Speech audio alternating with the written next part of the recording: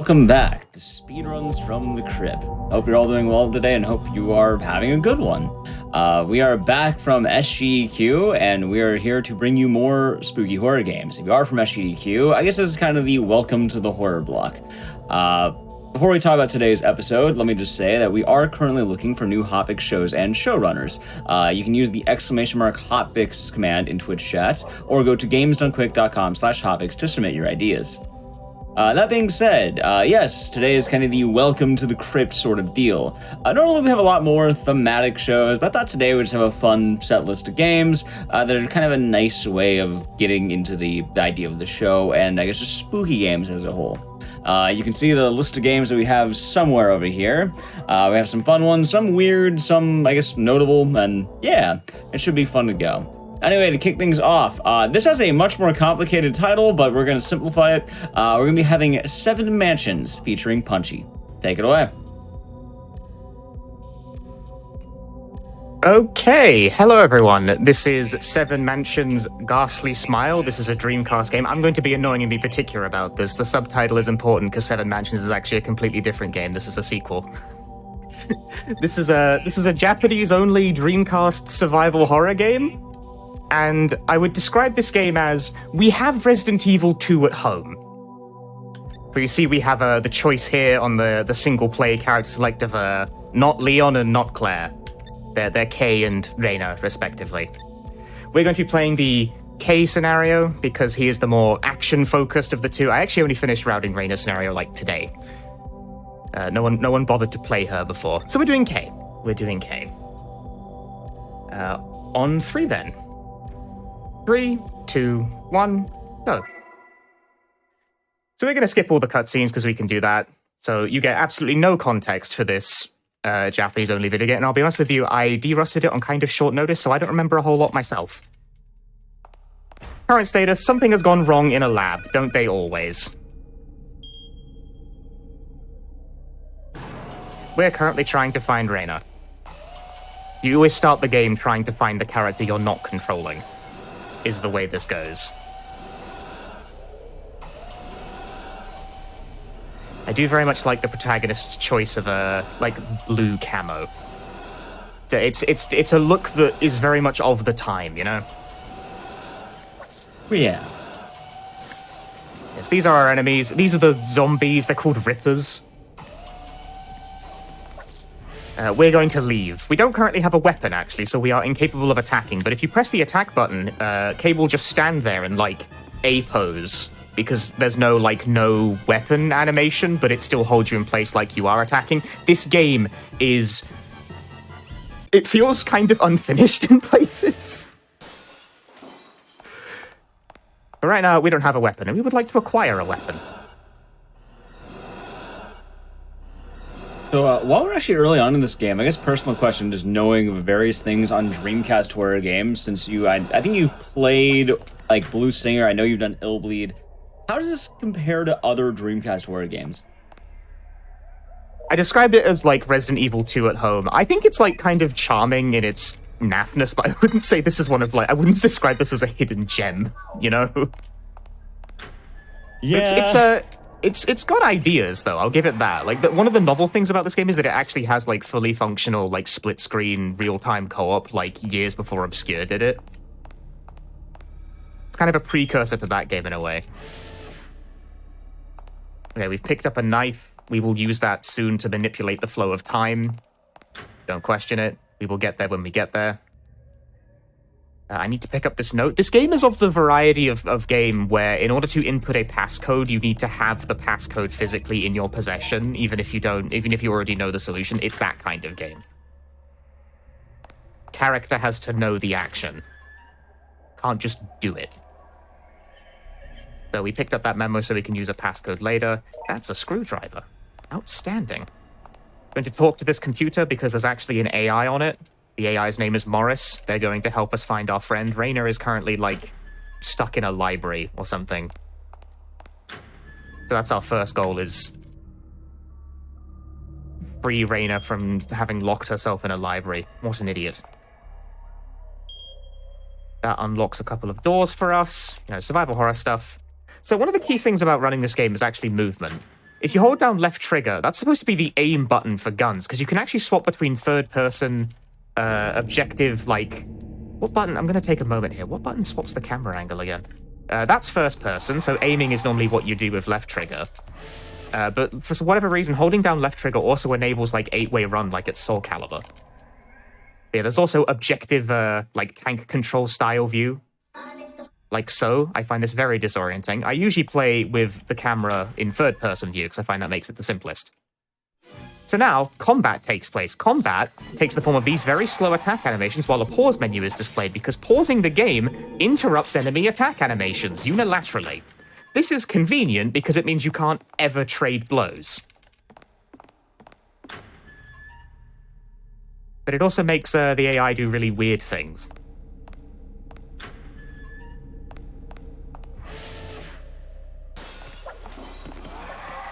Yes, using the pause trick. Pausing will interrupt the enemy attack animations, but not ours. So using this, we can largely consequence-free smash everything about the head.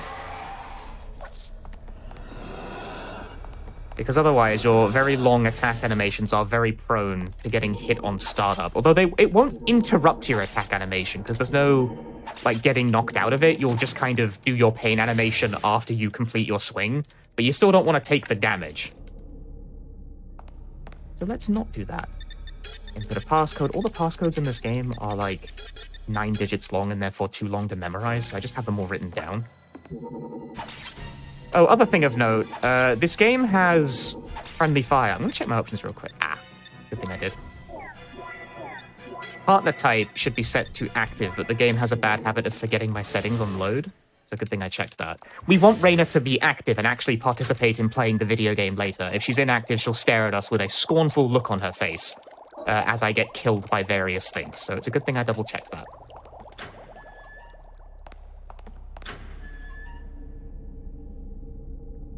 Here we're being spoken to by an evil scientist named Schneider, but they don't actually have an in-game model for him, so they just shot the cutscene from the perspective of his desk. Yeah, that guy exclusively shows up in pre-renders and text. They don't actually have an in-game model for him. I'm fighting a boss right now. You kind of can't see them on the floor. That was a crit. Knife strikes have a chance of randomly critting. I can move while the game is paused. A lot is going on right now. If you kill a boss while the game is paused, the game will let you move while it's paused so you can leave the room before cutscenes start. And that's the first mansion done. This game technically takes place over 7 mansions, don't you know? For it is a sequel to Saturn adventure game 7 Mansions, a game I have not played and do not want to. Because it's very text-heavy. This technically counts as the second mansion, but this is like the McPherson home. Now we're searching for Professor McPherson in various places. As Kay, this is where the plot branches, depending on whether or not you picked Kay or Reyna. They go to different buildings. But Kay goes to the third mansion. We're considering this environment research lab as the third mansion. You have to in order for the numbers to work.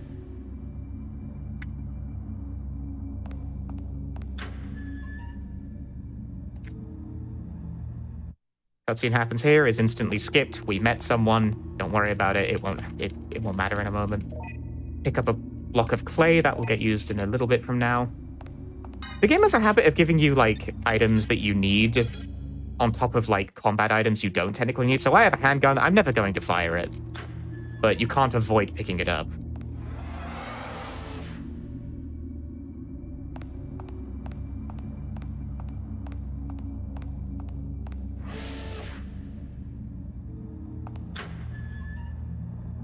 We come in this room specifically just to trigger an event. There is an FMV there that is skipped instantly. Even skipping cutscenes in this game is weird. It's done with B plus start. Like, specifically, you have to hold B, then press start. You can't do it the other way around. That guy's a random spawn, so I pause, buff up my way past him to not get hit. And now Kay will log on to computer. So Kay can use this computer to send emails to Reyna, who is in the other building, because they really do communicate via email in this game. It's a Dreamcast game. Like, were phones even invented back then? Who knows? There's a giant plank guy in this room. I'm going to pointedly ignore him. Instead, use this. Open the locker and get a bomb fuse. Now we can make a bomb. You gotta do this because you'll need it. It's the kind of game where you'll need that, like, 3 hours from now in a casual playthrough, and if you've missed a part, then oops, sucks to be you. That kind of game. Right, we've picked up the Security System Manual. That's what SS stands for. We need it in order to use a different computer, because Kay doesn't know how to use computers.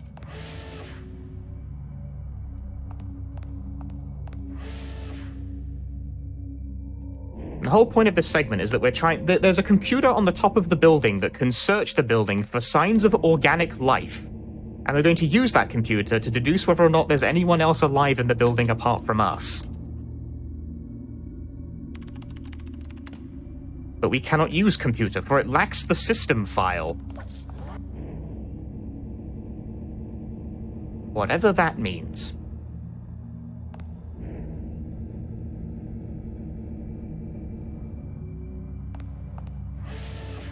So we're going to do the only thing that you should do when experiencing computer problems. And complain on the internet. This is a mandatory part of the puzzle solving. We're emailing Raina to get her to send us the system file. This tells us the computer number. And now, genuinely, we are waiting for Raina to send us an email. Raina sent us an email, we replied back saying, our computer number is this, can you send us the file? And I was like, the file hasn't arrived yet. Raina, please, hurry up and send the file soon. You really do. There is no, trigger for this. There isn't anything, you need to do. Logically, you would think it's based on story events or, some sort of progress that would prompt the file to go through. Nope. It's just time. You just wait in front of the computer. It doesn't take that long, fortunately. Not quite. I was hoping that would be it, because it'd been really nice timing. But you really do just wait for Raina to reply to your email. There we go. I can't believe that, the solution to that is literally it just takes time. She just doesn't see the email immediately.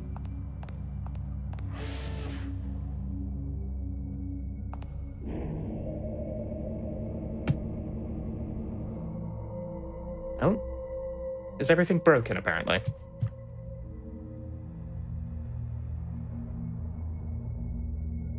My Discord crashed. Whoops.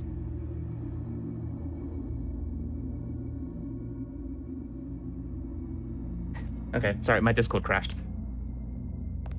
Anyway, what was I up to? We got the system file. Sorry about that.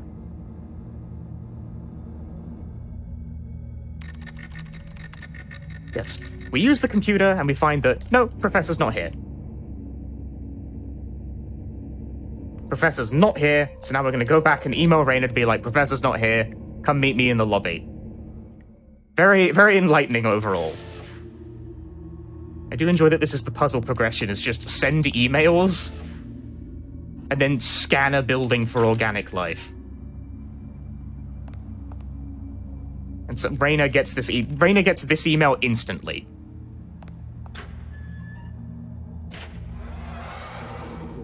That guy's a random... There was an enemy that spawned there. There was a sound cue for it. I don't think he actually made it on camera. Yep, Raina has now made it to us, so we are back in the co-op zone. But first we must use the transceiver and have a conversation. I will summarize this for people who don't understand Japanese. Basically, we're saying, McPherson, the professor, wasn't here. And Tanya, a character we met in a different cutscene that I skipped immediately, is like, that's bad. Is there anywhere else he might be? And he's like, maybe he's at the shed, but, no one's used that shed in a while. It's just for storage. So we're going to go over there anyway. I kind of summarized it faster than they were done speaking.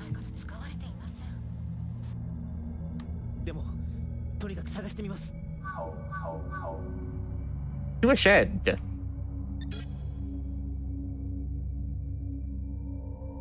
What if there's a fan translation for this game? There is, in fact, a fan translation for this game.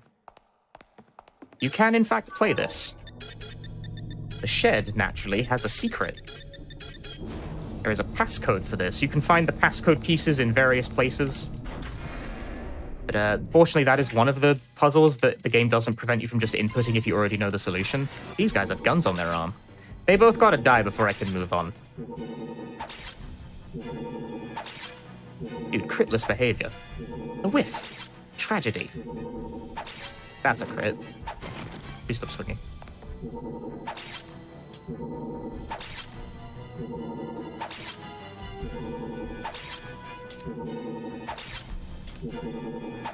There we go. Those crits were very late. You can just randomly instantly kill enemies with the knife sometimes. You get a crit. You get a crit.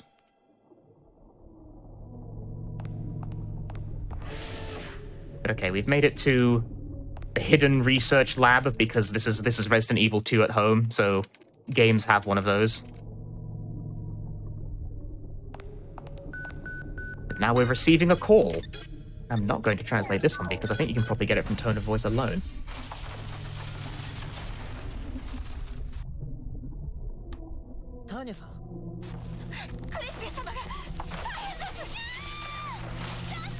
Bad things are occurring.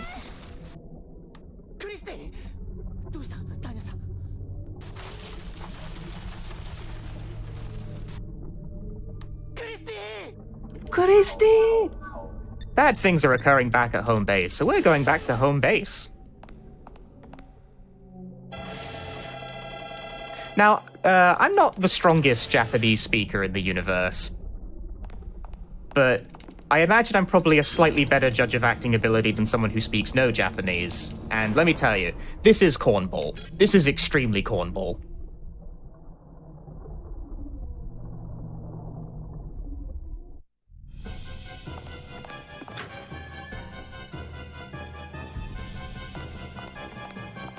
Back at the McPherson place, we get the tense music, even though no one's actually here. We said there is a Ripper in Christie's room. Terrible. Steal her pendant. She dropped it. We're going to reunite her with it later. I don't actually know if the game will let you leave without it. You need it to beat the game, and I'm wondering if it's the kind of game that will let you leave without an item you need to beat the game. A little detour into here to get to the shotgun. This is what we'll be using to deal the majority of our damage throughout the various boss fights. Unfortunately, Reina gets better weaponry, but Reina is being controlled by the AI, so that is extremely unreliable.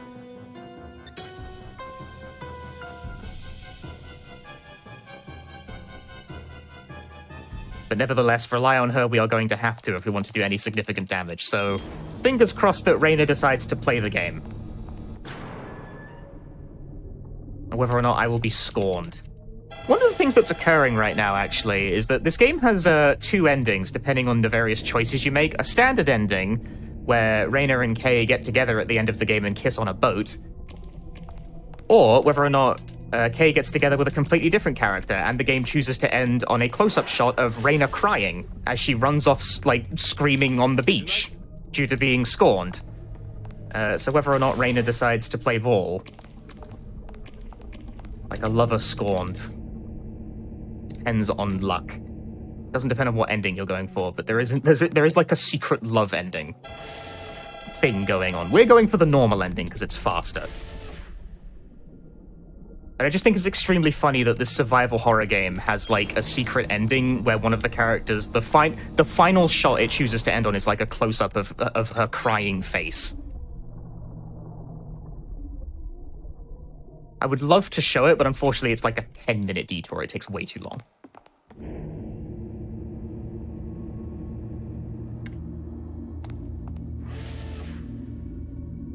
Right, we're backtracking to the environment lab here because we need a voice recording to open a gate. I like that enemy just pops into existence as you get into the room. He's blue, you see. That means he's more dangerous. Use a tape recorder on the videotape, and now we have a recorded voice.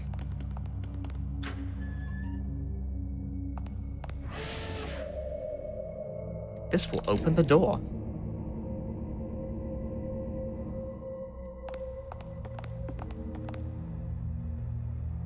There's a bit of back and forthing at this point in the game. Fortunately, we are past that now, and it's mostly like, go from here.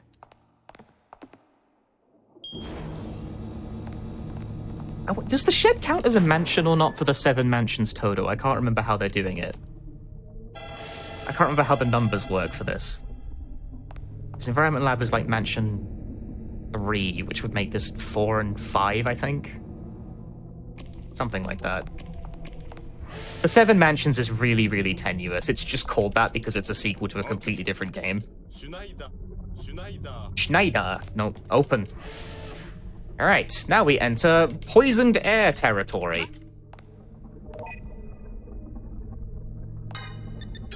You must equip the safety suit in order to enter a virus-infected area, and if either you or Raina gets hit for any reason, it forks the entire game. Like, as in, goes down a different route.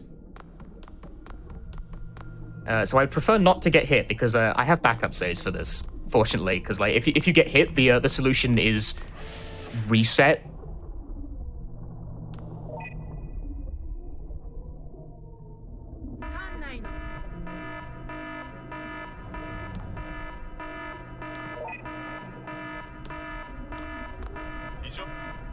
Four, 1, 2, 1. The main thing you have to worry about is Raina trying to attack that robot in the corner of the room.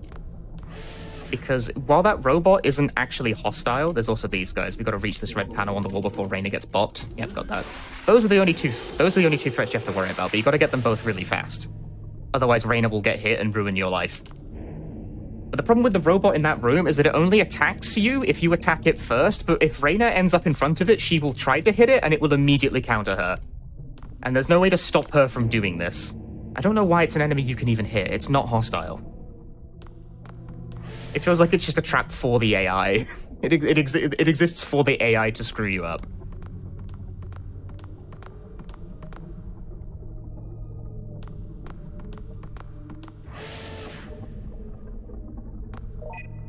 You require chemicals in order to leave the building, as we cannot get disinfected on the other side. Yeah, if we were to get hit, we would be poisoned, and you would have to do an entirely different puzzle. It would lead you to a different location. It branches the game, actually, like, fairly significantly. But it's also extremely slow. It doesn't result in, like, a different ending or anything, mind you. But it does cause the middle to play out quite differently.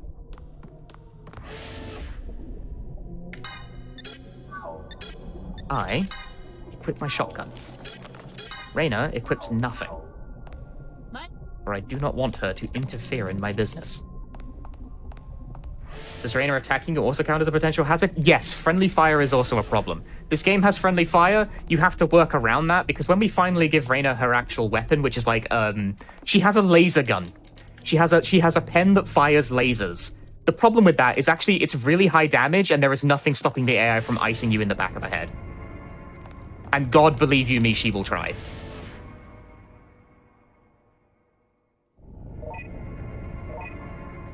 Okay, now we're in, I think, mansion... Is this mansion 5 or 6? We're in like an even deeper lab now. The lab game is going even deeper. Raina's taking damage off screen. That's pretty normal. Raina getting own-zoned is not even slightly irregular behavior.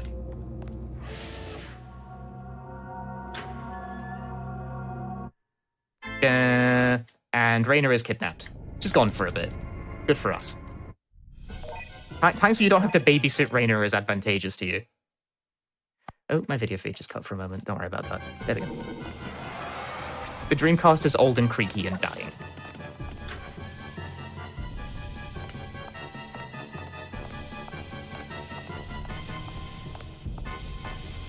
But okay, Raina's been kidnapped. We have to track her down. Which leads us to this room, where she is unconscious on a table, and gas is being pumped in. Oh no, we have 3 minutes to survive this problem. And I'm done with that. I solved it in 5 seconds. You have to pick up a laser cutter, and then use it on glass. You get a lot of time to figure that out. Alright, Raina's gonna get munched by this guy on the way out, as is tradition. Yep, there she goes. Alright, now we're going to equip Raina with her laser pen.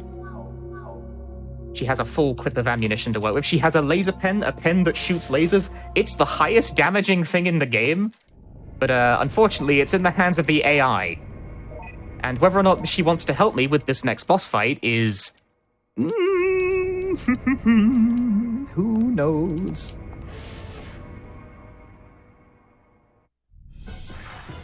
Reyna, fire, Reyna. Oh, she fired. Are we gaming?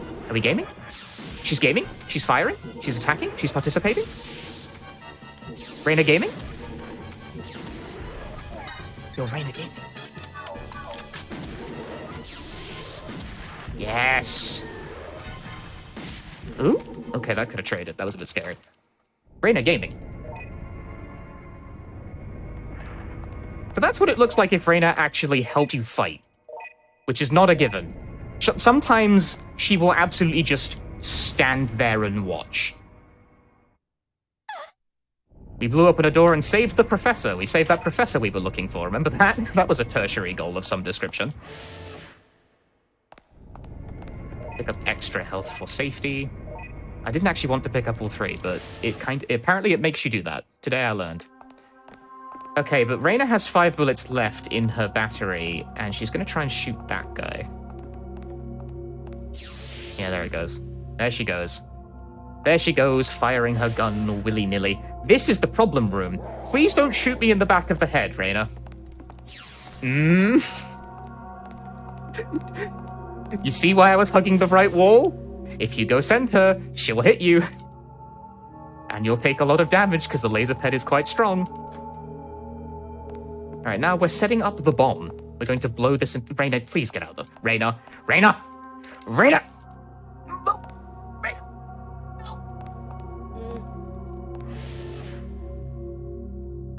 That is also a thing that occurs sometimes. Reyna is my nemesis. Reyna causes more significant issues than most of the actual monsters, but I'm also extremely reliant on her for damage output. It's a sad existence.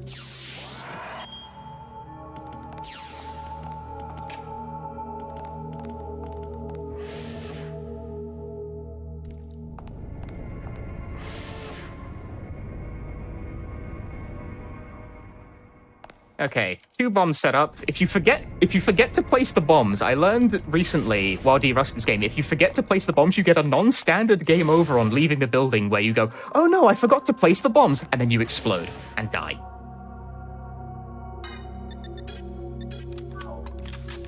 We are going to trade our medkits over to Reyna. She can have 3 smalls and 1 middle. She doesn't need that much.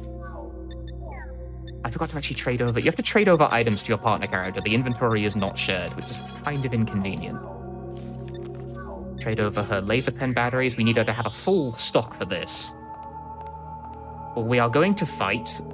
I'm going to mash fire as soon as this fight starts. We're fighting Satan. Like, that's just Satan. That, like really. The devil himself features in this game. Reyna is also actually helping. That was really good. So one thing that can happen when you're shooting the shotgun is you can sometimes get critical misses. It will make like a sound effect and your shot will do no damage even if you hit. It just... Sometimes your shots just don't do any damage, like you're playing Ultima Underworld or something. Why is it like that? I don't know. Unknown. Is not known to me. Anyway, we have defeated the devil, thus ensuring the world will be rid of evil. And now we're going to set the bomb timer ourselves. A novelty for survival horror games. The countdown to self-destruct is actually caused by the player. I'm going to reload my gun with regular buckshot. I used express buckshot for that boss, which is slightly stronger. We get 5 minutes to leave out this door. You may notice that I did not need 5 minutes. But we're not done yet. Now we proceed to what I think is now the 7th mansion, or is it the 6th? Whatever. No, this is the 6th mansion. This is the water treatment facility. We're heading towards the Ark, which is a facility built for the purpose of basically constructing a Gundam to destroy humanity. This is built by the main villain of the game because he wants to wipe out humanity for polluting the water because humanity made his sister sick when she drank the poop water. That is the summary of the plot. kill this guy, because if I try and let Reyna do it, she'll shoot me. The way I've chosen to summarize that plot might sound extraordinary, but that's barely hyperbole. Also kill this guy.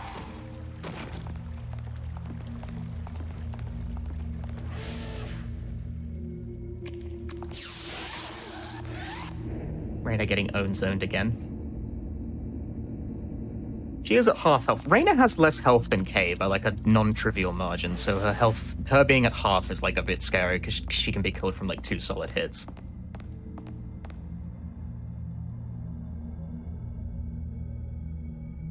Now loading.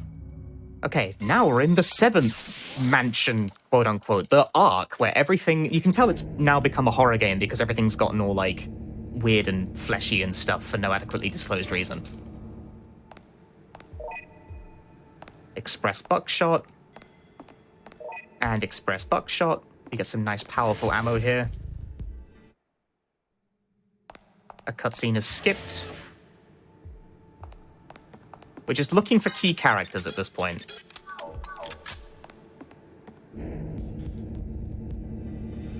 And now, in this room, fight a new boss.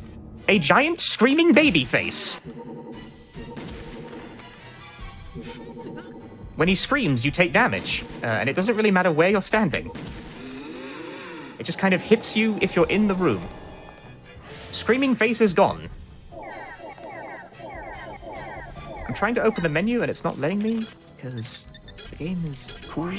I just wanted to heal Reyna before I ran through, because I don't trust her to not get killed by that guy. Yeah, she'll get bit, and I wasn't sure if that was enough health for her to live. She got bit twice. That's grim. Reyna, you're letting the side down.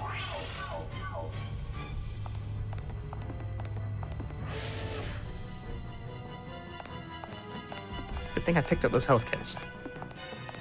Second screaming baby fit. Wow, that really whiffed.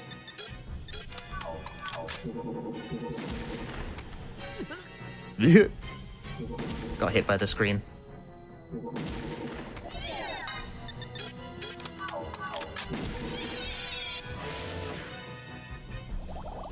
Okay, we're gonna equip Reyna with her last laser pen battery. And once again, just hope and pray that she helps me with this guy. Are we Reyna gaming? Reyna's gaming. She's shooting. Oh, Reyna is gaming. She's shooting. Why can't I have this luck when I'm actually, like, on pace?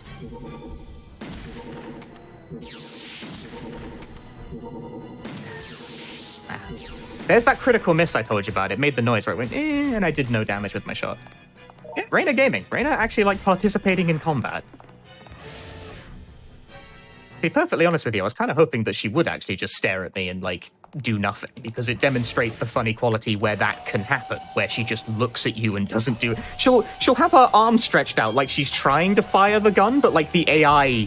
Something goes wrong, and she just looks at you instead and does nothing to help.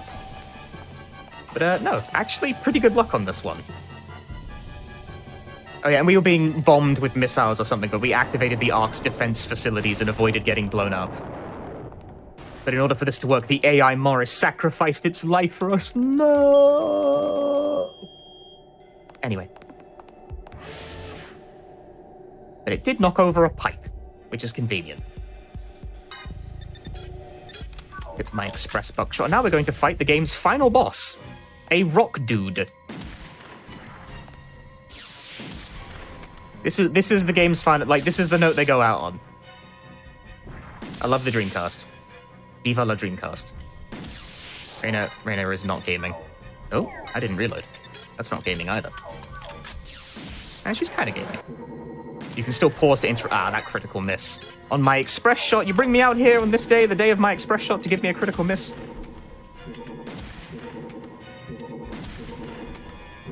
Die? Nah, come on, that's like one hit. Tragedy. And that's the final boss. All things can be resolved by opening the menu, which you're likely to do even if you're not, like, privy to the pause trig, because you need to open the menu to reload your gun, so...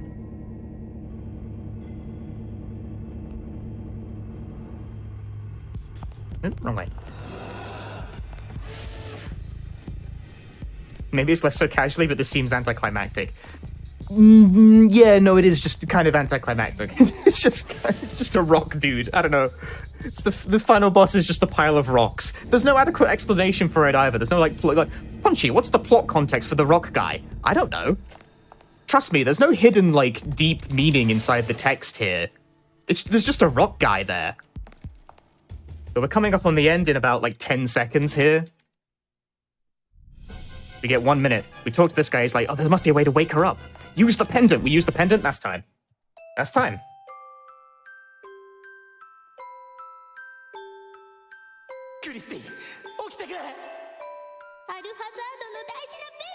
GG. I know that. Like, it kind of flew by, didn't it?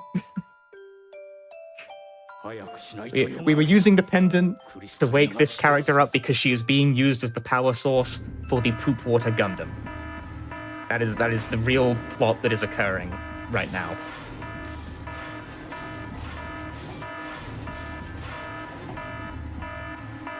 Unfortunately, the cutscene itself is like 10 minutes long, so it's kind of too long. I know, it goes on quite a bit. Stop that. I cut to the second FMV where things are calmer.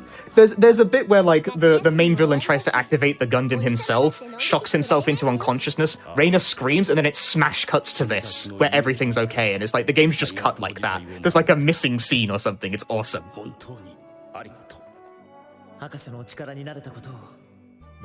If you define mansion excessively broadly, yes, it just about has 7.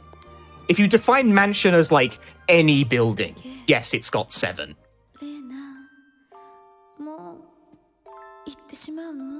Time is still going.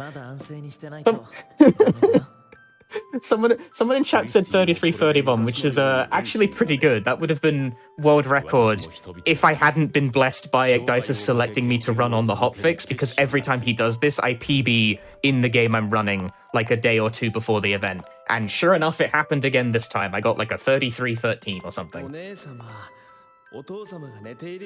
was actually a remarkably good run. I got Reina, shot stuff. That's all you'll need.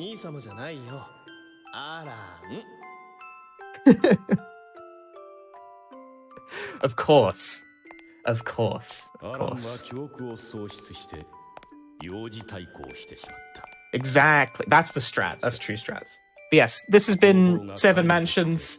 If you enjoyed this, I'm Punchy. You can find me at twitch.tv/Punchy. If you liked the look of this game in any way, even though it kind of flew by and I really only scratched the surface of what you could get through, this game does have an English patch. It was translated by Snowy Aria and the 8 Mansions team, friend of the channel. Shout outs to her. She does fantastic translations of questionable video game. I bought the guidebook. I own the strategy guide. This is how I found out about the love events, because there's no documentation for that in English. Yeah, if you do actually want to play this game, you can play it without knowing Japanese. There is a functional translation patch out there. Yeah. All right. I'm pretty sure I don't know if I'm audible. I'm reading in chat that I might not be. I'm just going to assume really quick. Punchy, if anyone wanted to find you, where can they find you? You can find me at twitch.tv/Punchy. You can also find me on YouTube at /PunchyYT. I think is how I'm not really sure how the channel username structure for that works. You might have to look around a bit. Alrighty, and then any shout outs you'd like to give? I shouted out Snowy Aria, who not only translated the game to English, I think she was the primary translator on that. She also runs the leaderboard for this and everything. A true 7 Mansions scholar. Perfect. True 7 Mansions scholar. All right. Well, that was 7 Mansions. So that being said, we have a couple more games to do tonight. We're gonna have a fun night tonight. Before we do take a slight break for our next game, I do want to say that Juneteenth, our annual event celebrating Black Independence, is coming up June 17th and 18th at 1 p.m. Eastern. Join us as we highlight the amazing talents of the Black speedrunning community. That being said, we'll be right back really quick with The Thing.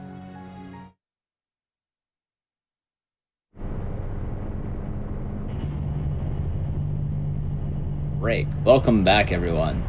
So, before our next game here, I want to explain something really quick, because 2 weeks ago I wasn't meant to run on hotfix. That's kind of more of a filler, and this is the one I actually planned So it's just kind of a weird thing, I suppose.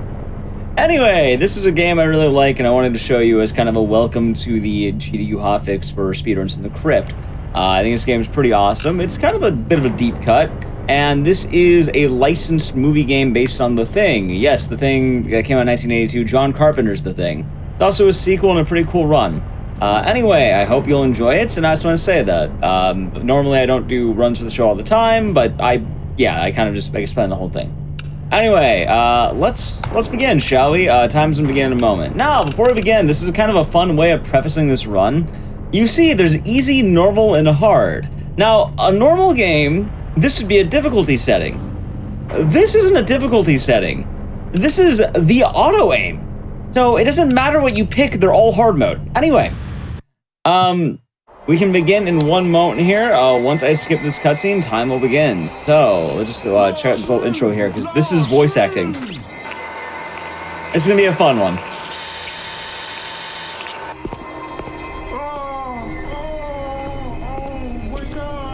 All right, 3, 2, 1, go. Okay, so The Thing is a weird game. If you know anything about the movie, the general idea is you don't know who you can trust. You are playing as a military man, Antarctica base. You pick up right where the movie left off. That's the general jam. So we start actually with a minor skip by telling my crew to stick back. I avoid a cutscene. That is nice. Now, there are 3 types of crewmates. By the way, yes, I'm pretty sure all the chat's going to be Among Us jokes for the next 50 minutes. Anyway, there's 3 types of crewmates. You have medics, you have soldiers. They're both useless. We're never going to use them. We have engineers. They're the only useful member. So I'm going to drop off the engineer right here. He's going to show in front of that door. The reason why is because if any of the crewmates follow me, I'll get cutscenes. If I don't have them follow me, it'll be good. So anyway, I'm going to do a minor skip. I'm going to walk on this, bounce down. I hit the hit. I didn't die, but I actually messed that up. It's still faster, so we're fine there. Luckily, there's no combat in the first level, so if I die, that would be kind of funny and shameful. Anyway, we're gonna grab the key. Also, there's the UFO from the movie. There's a lot of, hey, remember the movie? A lot of that in the first 2 levels, and then they kind of just forget about the movie existing till the end of the game. By the way, this game's canon. Like, if you're wondering, what's the John Carpenter canon? This game is canon. However, it should be said, everything in media is canon, because you can pay money to make it canon. Anyway, this is why medics are important. Your character's not meant to be able to do certain things. So like, oh, you couldn't do it. Oh, what? Fix the thing. There we go. Okay. So your character can do certain things, but he can't do everything. Like the military guys are good at shooting. The medics obviously can heal you better without medkits, and the engineers can fix special doors. See, I'm getting a heal right there. It didn't really matter too much. I gotta find that report. So that's why engineers are gonna be quite important as we go throughout the game. The rest of the mission is not going to require me to have the teammate, but he's a good friend. Look, he's just chilling with us at the moment in time. He's having a good time. And now, plot twist, spoilers to the movie. If you're wondering, Childs is human. You can actually see him right here. Look, there's Childs and his bottle of whiskey. He's human. It actually answers the question of the movie. There it is. But also, you just find his dead body. Anyway, every level in the game, there's gonna be like, I think like in total like 14 levels or so. But there's gonna be like in weird subsections too, so you're gonna have like, oh, here's chapter 1, and then like here's chapter 2. And then it's like, oh, we didn't have enough of chapter 2, so we're gonna make 2A and 2B. It's weird because like they're all the same length roughly, so I really don't know why they added A's and B's, but either way, the level order won't matter. Just every level in the game is gonna have its own set of objectives. The actual objective of this is just blow up the base. We're just blowing everything up. It's like, hey, remember the movie? Forget it. We're in the game now. This is new. New territory. We're blowing it up. So we're gonna blow it up and evacuate. Chapter 1 is almost done. And you're kind of just getting a brief idea of the movement. Now, this game was multi-ported. It was on PS2, Xbox. I'm playing the PC version. It does exist. That's gonna come in handy later. Now, while we're finishing this chapter up, you may be wondering, what's that blue bar? That's the cold meter. So, it's possible to be too cold in this game. If you get frostbite, you'll die. Frostbite is bad. So, being inside prevents frostbite. The mechanic will almost never come up, but it is there. Alright, so we're now in chapter, I think it's like 2 or something. The way this is going to work is it's going to teach us about really what the Allies mean. The movie isn't English, yes. It came out in 1982. It's called John Carpenter's The Thing. Bad. All right, so this guy doesn't trust us. I'm going to heal him. I'm going to give him a gun. Now he trusts us. It's called the American friendship. So I'm now going to go to fire extinguisher. I'm going to, he's an engineer, so I'm going to tell him to fix that. While it's happening, I'm blow up this. And I'm going to use all this over here to get a flamethrower. The flamethrower will come in handy, as will the extra ammo. This mission actually happens really fast because he fixes that, and I'm going to need a code. I'm just going to stare at it. All right, I got the code. I don't have to type it in. I just need to observe that it exists. And then, hey, we're good to go. And look, we're finally getting introduced to things. These are the things. I need an engineer. All right, so while this is happening, I'm going to ignore my teammates. Yes, sir. If I hear yes, sir, that is good. We're now going to just beeline straight to the end of the level. I'm making sure I've got medkits on the way. If I hurry fast enough, the things actually won't spawn, and there won't be fire here. Is he going? There we go. Level is almost done. Once I walk through here, 2A will be done. It'll make your way over to 2B. Now, the thing with teammates is this game has a really nice mechanic, because if you know anything about the movie, the idea is you don't know who you can trust. Anyone can be infected. The game has a good system with this because your teammates get infected. However, there's also a problem with the game because this mechanic doesn't matter, because since you're playing it optimally, it will never randomly give us infections unless I'm messing up. What's going to happen instead is there's going to be planned infections, so I have to play around that, and that's pretty much story-wise. Anyway, we're keeping the engineer the whole time. His name is Carter. We also have Cruz, who's a new guy here. Cruz is just chilling. And we're actually going to be getting into some of the speedrun skips for this game. If you're wondering, so far we've been playing it straight. We're actually getting into some really cool tech, mainly because I really like this game. As well, I'm hitting cutscene skips during the fade to black screens, and I'm moving immediately. First things first, I'm going to have them wait right about there. I'm going to make them wait. What's going to happen is I need to get 3 blood tests. This is going to be a way of draining blood from your body so you can prove you're human. As you all know, if you take a liter of blood from a man's body and he doesn't die immediately, he's the thing. That's how it goes, right? So, we're going to grab 3 of these so we can just inject it. Which, by the way, it's going to be funny how we actually do this. I just want you to pay attention because it's kind of monstrous. Anyway, this is where the auto-aim comes in handy. There are 2 forms of aiming. There's auto-aim and manual aim.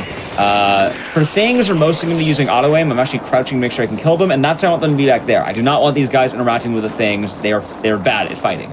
So, Carter's going to be in the cold. Now, Cruz is not allowed in my house, so I'm going to kick Cruz out right here. Right on the ramp. Let me get one more nudge. All right, we're good. So, what's going to happen now is I'm going to prove to this guy that I'm a human by draining my blood. First things first, though, I am going to grab flamethrower ammo, and I'm just going to take a liter of blood from my body through my jacket.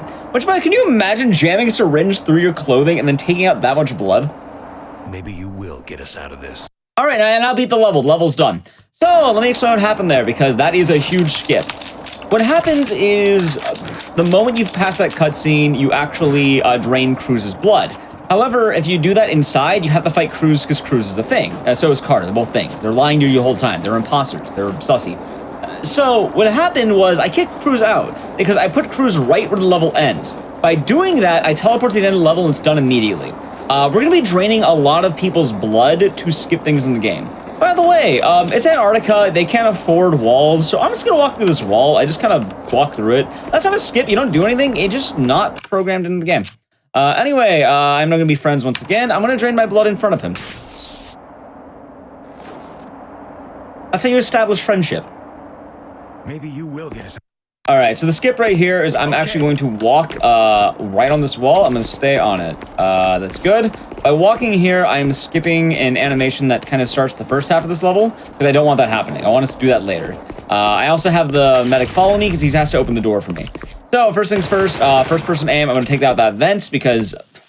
We got company. The thing's vent.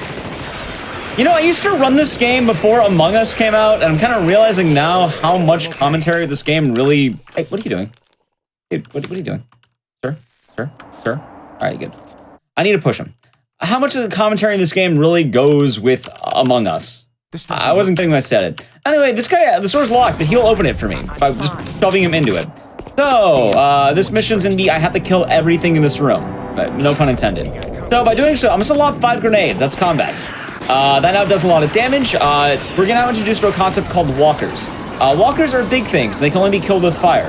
So, this way I grab the flamethrower and the ammo. I'm going to aim for the ground, hit their feet, and then they'll spawn into crawlers. The health is kind of when you know to start hitting the fire. And I do want to make sure I kill everything. Everything has to die, including all the crawlers. I cannot leave a single thing alive right now, or else this will go bad. I think we're good. All right, I'm okay. All right, I think we're good. I don't see anything. We should be fine. Now I'm going to walk back to the beginning of the level, and what's going to happen is the door should just be open. Yep, there we go. I take it a little bit slow there because now you can see it says kill all walkers. I don't have to do that. By activating the back half of the mission and having all the dead bodies, it assumes I must have killed all the walkers, meaning I never had to kill the walkers. All right, now who likes Resident Evil cabins? This is going to be 10 minutes. I need to wait here, kill things. You know I'm lying to you. I'm not going to do that. So, I have a blood test still. You see this guy? I'm going to take his blood. That's going to throw me out of bounds. I'm going to go through the wall. And now I've activated the final enemy of the cabin. So, he's just going to spawn in, break down the door, and this level's like 30 seconds. Can NPCs become things, or is it plot flag? It's both. So, throughout combat, that's actually why I wanted to avoid, because if you fight enemies, your teammates become things. But that's why you don't want to do that. There will be another run after this. We have one more game. It's going to be a bit longer than the first 2 games. Anyway, that's better RNG. Puke. But watch. Now he's going to blow in the door, and we avoid the whole cabin section. You don't have to worry at all. He just breaks down the door, and I am out of there. And that's the end of the level. Alrighty, so this level, we're following this guy up to the top of the tower, but he locks the door behind us because he's a rude dude. So, what we're going to do is we have to get a key. Now, here's a fun skip. I'm going to grab a flare, and I am just going to throw a flare at this building. Now, as I mentioned earlier, buildings in Antarctica are very fragile. So by throwing a flare at this building, this is going to happen. There we go. It just sort of explodes. All over the place. You're able to do that because, again, I think the walls are kind of more of a suggestion in this game. So you're activating the explosive barrels underneath with the flare. And you just go through immediately and you can go to the back half of the level. Right now as well, I'm going to be grabbing another blood test. As you can tell, blood is pretty important. Being able to steal a man's blood kind of gives me a lot of power. So there's blood test in here. I'm going to take that. And one of my guys is actually going to be a thing. It doesn't matter because I don't need them. You're going to see them on the way back. They're going to be fighting each other. This is kind of how it goes. As well, I can be a little bit generous with my ammo. It's kind of funny because normally in most horror games, you probably want to conserve your ammo. You don't have to in this game for the first half. The second half you do, first half you don't. The reason why is because there's going to be a midpoint area where you get kidnapped and take all your ammo. So I can just sort of use the ammo as I want, as long as I'm not being too greedy. Anyway, here's a dumb skip. I have to mash the cutscene skip button here. Because you can skip this cutscene on the first frame. Some cutscenes are skippable, some are not. I don't know why. So, if you don't skip it immediately, what happens is you can't skip it. I don't know why, that's the only cutscene in the game that does that, but yeah. I'm hurt bad. Also, now we're gonna do some weird running here. I have to make sure I don't fall. If you fall, it is a long walk around. So here we go. We're gonna have a couple things. Just pop. Pop. Alright, and we're almost at the end of the level. Is a guy following me? I think I hear him. No. Oh, he fell off. A thing fell off. Okay, well, he's gone now. Alright, so we're gonna go right up here, and that is the level, and we're actually approaching our first boss level, funny enough. The boss level doesn't have a two-pronged thing, but we'll have some fun here. So, first things first, this is similar to the Walker. He's just kind of larger, same principle. I'm just gonna make sure I, get him in the red, and then start igniting him on fire. These guys, their main thing is that they're just kind of big. Alright, good. I want to make sure I do that because the game can potentially have issues if I try talking to this guy before they're all dead. So I'm just going to play a little bit safe. I'm going to grab that. I'm going to have this guy following me. Now, this guy's really important. Why? Well, you guessed it. He has blood. So I'm going to lure him to this door. As you can see, this door is currently locked. However, doors can open from the other side if you're on the other side. So I'm going to grab him, and I'm going to just shove him right in front of this door. That being said, give me your blood. I've now stolen his blood, and I unlocked the door. Yes, we vented, and that's why I stole his blood. We took a liter of it. That's how you unlock doors in this game. You need a liter of blood. Can you imagine that? Every time you went to unlock a door, you just have to, deposit blood. That'd be terrifying. Anyway, we're not going to give him a weapon, but we still need him. He's our friend. So I'm going to be escorting him. I'm going to make sure all the things die in front of him.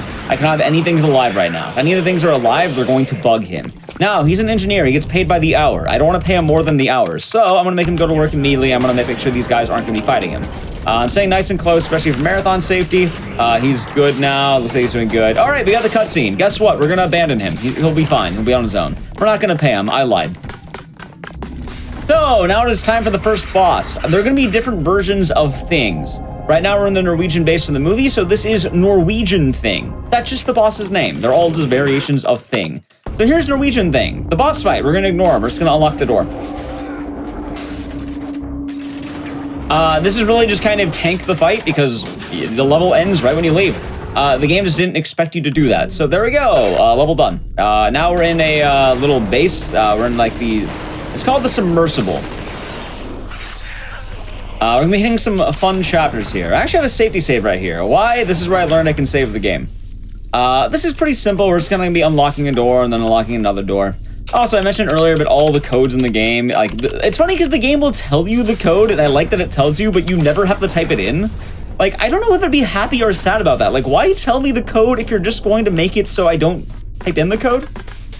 Anyway, the answer to this maze, go right. Every time you can just go right, you just keep going right. Like, right, left, right, left. Like, there we go. And then, hey, there we go. We fixed the button. And now we can just go back.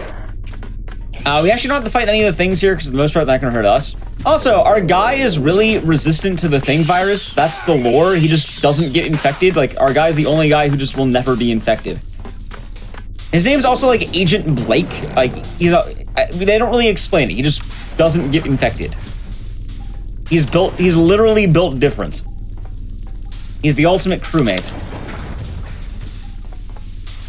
Alrighty, so we're just gonna walk over to the end of the level, and we're gonna be hitting one of the harder levels in the game now. We're gonna be chilling a little bit on some of the skips we're doing. We still have some fun skips in the game coming out, but a lot of the early game text kind of there, as you can see.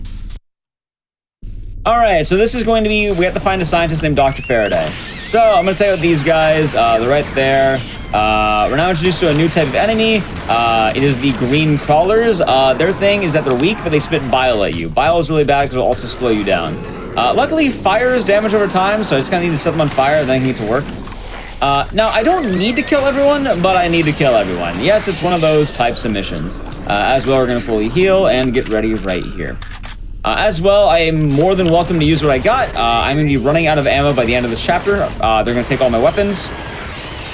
And then the back half's gonna be quite important. Also, we still have a lot of skips coming up, but just this level's more chill. Anyway, this is a puzzle. Unlock all the doors. Anyway, it's 9, 8, 6, 5, 3, 2. Remembering it's pretty easy. You just sort of glide across, and it's 2, 2, blank, 2, 2, blank, 2, 2, blank. Also, here's a jump scare. That'll summon later, so I kill it now.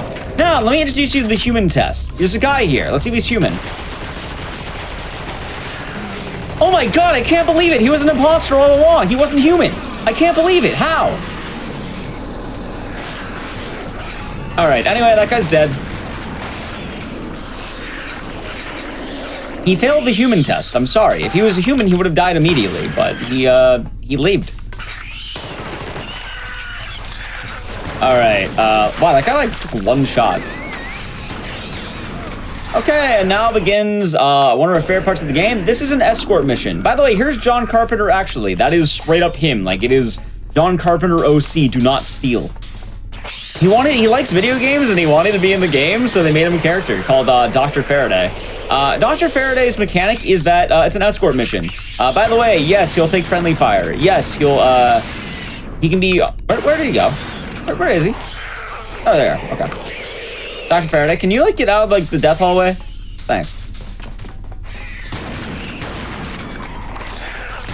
I'm playing it super safe because I really don't want to do this again.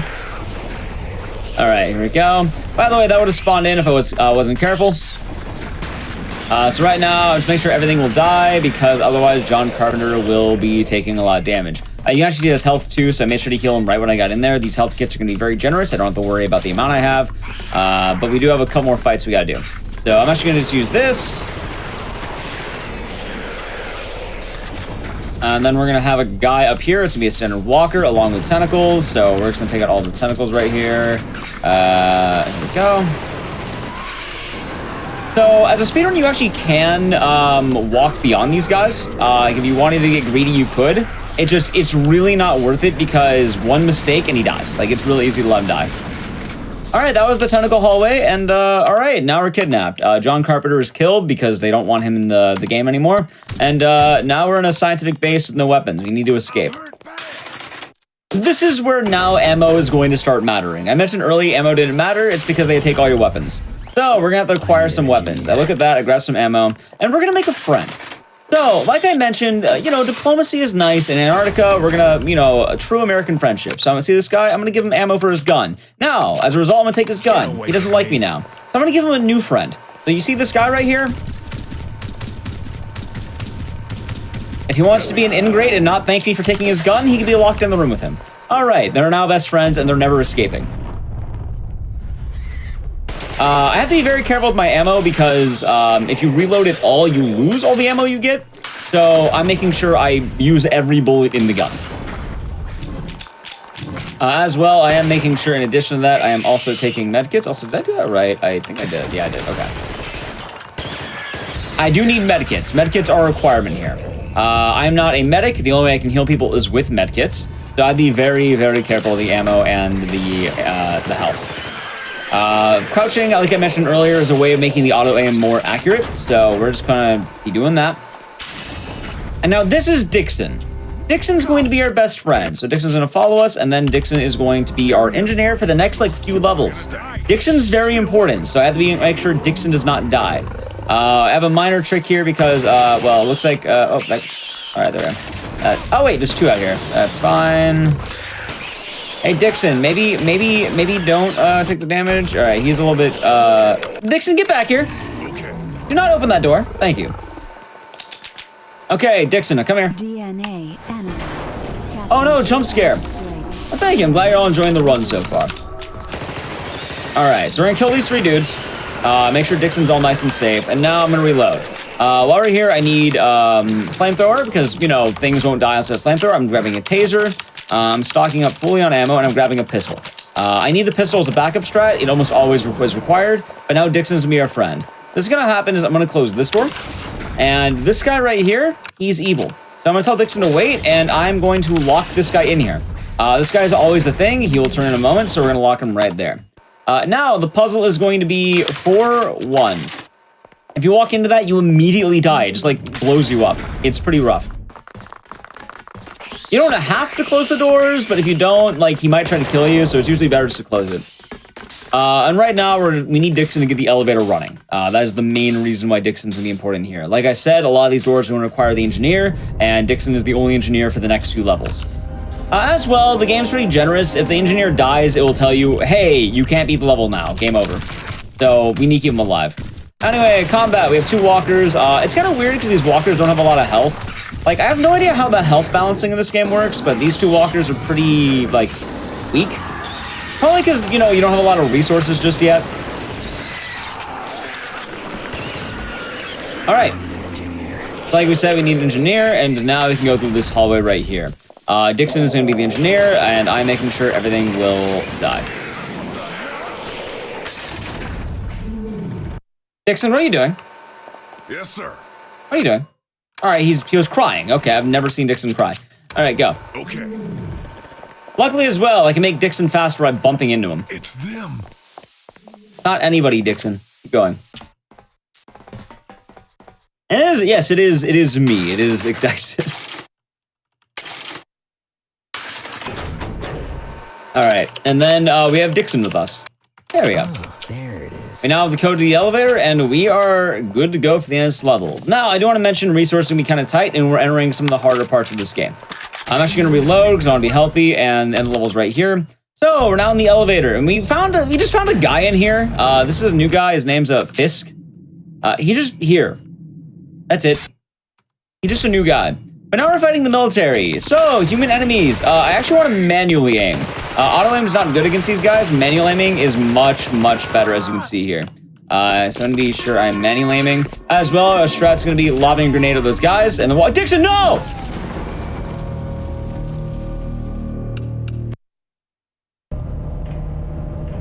Dixon, what did we learn? By the way, the sirens explode and they'll immediately murder anyone in proximity, including Dixon. Luckily, it was right at the beginning of the level, so no worries there. Let's go. Lob the grenade. All right, Dixon, I'm proud of you. You didn't run headfirst into danger this time. Anyway, I really don't know why this works. For some reason, lobbing flame grenades at these guys messes with their AI.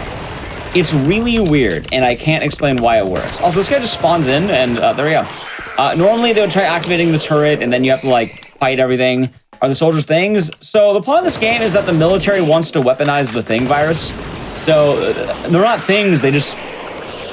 military bad, I guess, game-wise. Like, they want to use the weapon. Anyway, in this hallway there's a walker. I'm actually going to ignore him and grab a couple of grenades here. You actually can't go behind you either because there's a bunch of fire spawning behind us. So I'm going to lock him in there. There's also a bunch of crawlers in this room. I need to activate the switches, but first I need to supply them with power. So, first things first, I'm going to open this door. There's a bunch of explosive barrels in there. I'm not going to deal with it, so blowing it up. Now, this room also has explosive barrels. The difference is, though, I need to be in this room. So, I need to make sure that I do not fire my gun. I will tank it if I need to, and there's a bunch of walkers. I'm just going to tank it. And then a minor skip, I can just run right here. Alright, so now I can run in here. I will make sure that these guys will not be messing with me. Door's locked, and now I can power on the fuel supply. Thing isn't a virus. It was just the style at the time. You know, they found the thing, they called it a virus in game, and they learned how to master it so they have control of the thing while having the awesome tentacle powers. So that's the plot of the game. And we're trying to stop that because aliens bad, I guess? I don't really know. Anyway, these aliens are gonna be death by fire because I don't want to fight them and just summon fire on them. After this, one, I'm gonna heal. 2, fire extinguisher. I'm gonna open all the doors. There's 1. There's 2, there's 3. Is that guy alive? He's dead, okay. I'm also gonna play it really safe right now because there's a lot of medkits in here and it's pretty worth it to grab them. You don't need to if you're going for like record pace, but this is, you know, marathon style.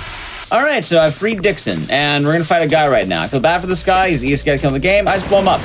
Anyway, say goodbye to him, he's exploding into giblets. You see this turret? Also blown up, also dead. Tell me we're gonna die here. And now, Dixon will be going to work. By the way, Fisk did nothing, and Dixon is trying his best. So, Dixon, hurry up. This doesn't look good. All right, look, I'm okay. It's also RNG based on how fast Dixon wants to go, and he is not being kind. You know what? I guess he did blow up earlier, so that's fair, I suppose. All right, anyway, the mission's going to end with the military here. We're just going to gun him down, and then chapter done. Oh my god, Fisk got lost in the elevator. The elevator ate him. It's the Hellevator. I can't believe it. He's dead. Alright, so Dixon's going to wait right here, and I'm just going to activate the switch. It looks like I'm getting into a fight, so let's play this nice and safe. I'm going to run right here, and then I'm going to... where did he... There you are. Buddy, what are you doing? Come on. Alright, now that guy's trapped in there. We're good. You just trap him in there. He won't get out. He's... blocked by box. Alright, and now Dixon is safe, so we're going to take him with us. It's very important he follows us throughout this whole chapter, by the way. We have some massive skips coming up. So anyway, here's the military fights. There's going to be 3 dudes. Luckily, they die very quickly if you just hit them with everything. Guns are really strong in this game, if they hit. So that's why I'm manually aiming each time. I'm making sure I do that just so I can hit headshots. Headshots are also immediate kills. Also, Dixon is running directly into the line of fire. I'm quite proud of his bravery, but I don't be that proud. All right, it is now time for a big skip. So what's going to happen is I'm going to hug the left. I don't know why this works. So hugging the left side, dudes don't spawn here. This is supposed to be like a firefight, wave defense. I'm not going to do that. Also, I'm going to throw a grenade that blows up the wall.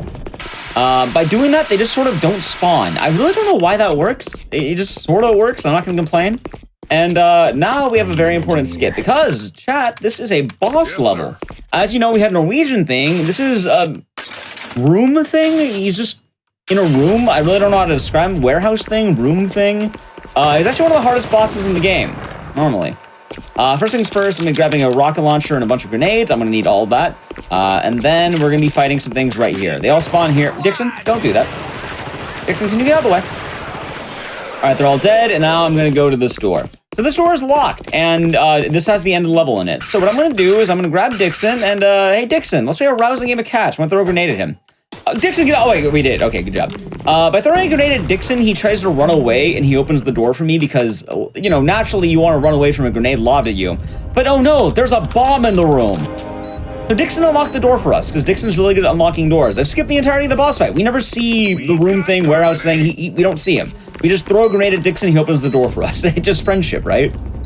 Anyway, we're just gonna leave the level, and, well, I hope you enjoyed your time with Dixon, because, chat, it's all time for us to wave bye to Dixon, so... Ready? Also, there's the military that didn't spawn in. Bye, Dixon! Alright, he's gone. Dixon just didn't want to go in the elevator. I don't know why, he just didn't feel like it. Alright, now we're in the, we're in, the last third of the game, maybe. We're in the back half. We're actually doing really good right now. So I'm gonna just kill this guy early. I like killing him with the machine gun. It's a little bit slower, but I get to have better management for my shotgun. So about 2 shots will kill all these guys with the auto aim, and I want to be able to just run through this really fast. Right now we're in the military base. I'm doing really good on my health as well. I want to be leaving this place with 10 medkits. So I don't want to be eating too many hits, and we have a lot to do right now. The guys are always the same, so we're gonna play this nice and safe. Grab that, and then, good.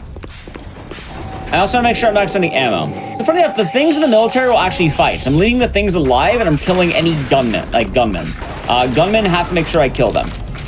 I get a medkit from that. This guy's gonna be distracted by the thing, and he actually gets wrecked by him, so that's pretty good.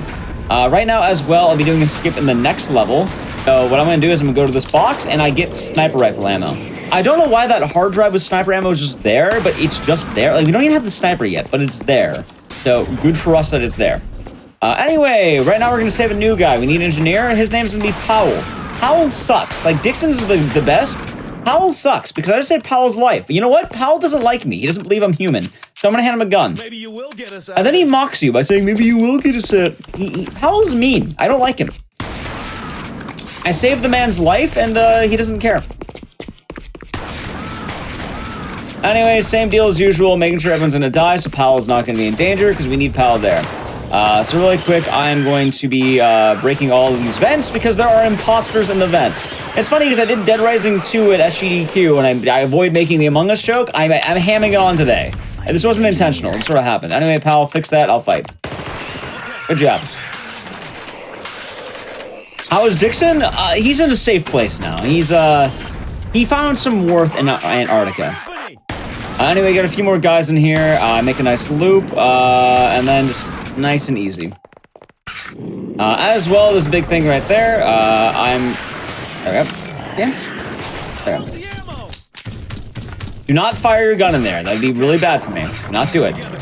I'm going to disable this security by just running through it. I'm going to use my medkit. There's 2 more right here. I'm currently at 10. I have 1 more free heal if I take damage. This will be nice. You can only hold 10, by the way. So now we're going to ignore Powell entirely. I know you like Powell. Powell doesn't matter anymore. We're going to ignore him. If he dies, that's okay. If he lives, that's also fine. We don't really care about Powell right now. We're just going to run to the end of the level now. So we have a lot of firefights. Make sure these guys aren't going to be a problem. And just zooming through this. I do want to be aware as well, some of these guys do have shotgun ammo. I am low. I want to make sure I have that because it's very important. Now, keep in mind, every weapon I have grabbed, every item I have grabbed has been for a very particular reason. Keep in mind, I grabbed the pistol, that was to hand Powell because Powell doesn't trust you half the time. Right now, there's a flamethrower and a gunner. I'm going to take the gunner because he has shotgun ammo and I want that. I've stolen it. This guy's going to be here. He almost always hits me. Luckily for me, I have full medkits and I get an extra one right here, so I'm going to top off. Nice and healthy. And we're going to have a couple more guys right here. This guy's going to just be body blocked. There's gonna be 2 guys right here, so let's play it super safe because I am going to kill that dude and then that dude. All right, we have now ended the level, and let's see if Powell's gonna live. Hey, look, Powell's alive. Now he'll die alone in the cold because frostbite is deadly. We're not going to help him. Dixon was too warm, Powell will be too cold. Okay, so we're now going to put C4 on cargo planes because the story of the game is that the military is trying to ship the virus to the mainland. And I guess they do that with planes. I don't really know how accurate this is, but I'm gonna shoot this guy with a grenade. He died. And we're just gonna like put C4 on this.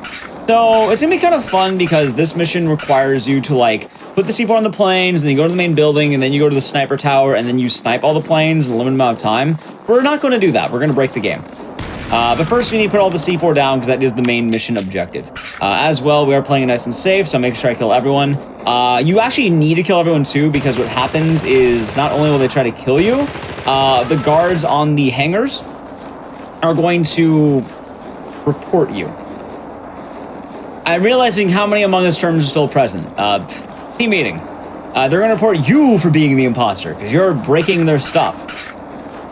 So what's gonna happen is I'm just gonna kill him. That's it. Just poof. Nice and easy. Also, at this point, these grenades aren't really necessary, so I'm just kind of just using them. Like, we only needed them if the Dixon strat failed. Sometimes when you're throwing the grenade, it doesn't always work, so that's why I grab like 5, because you're bound to get 1 in 5. And Dixon will usually get out of the way if it's failing. Also, you see, look, if I try shooting this guy, he's not going to fire, he'll just run. So, alright, now that I've done that, it is time for a terrifying jump scare. Music stops. It's not really music, it's more just cold ambience. I'm gonna grab a sniper rifle. Alright, let's have fun. This game came out in 2002. Now, I'm playing some mouse and keyboard. In chat, take a wild guess how I zoom in and out with the scope. The answer is going to shock you. I'll tell you. Because instead of going to the eagle's nest, I'm just going to shoot them from down here. I can do that. Now, I bet you're wondering, how is he aiming? To zoom into the sniper rifle, I'm holding down shift. And then to zoom in, I'm holding down the forward button. W. To zoom out, you push S. This is before we really had standardized controls for things like zooming in and out, so it's cursed. I love telling people that. It's so cursed. People wish it was scroll wheel. It's not scroll wheel. There's no scroll wheel in this game. Actually, there is a scroll wheel. It swaps my weapons back and forth. That's how I'm swapping between the two menus. That's what scroll wheel does. Anyway, I got a key. There's a walker right there. We're gonna ignore him. Now, funny enough, the end of the level won't happen unless you go to the sniper's nest. So I'm going to go to the sniper's nest.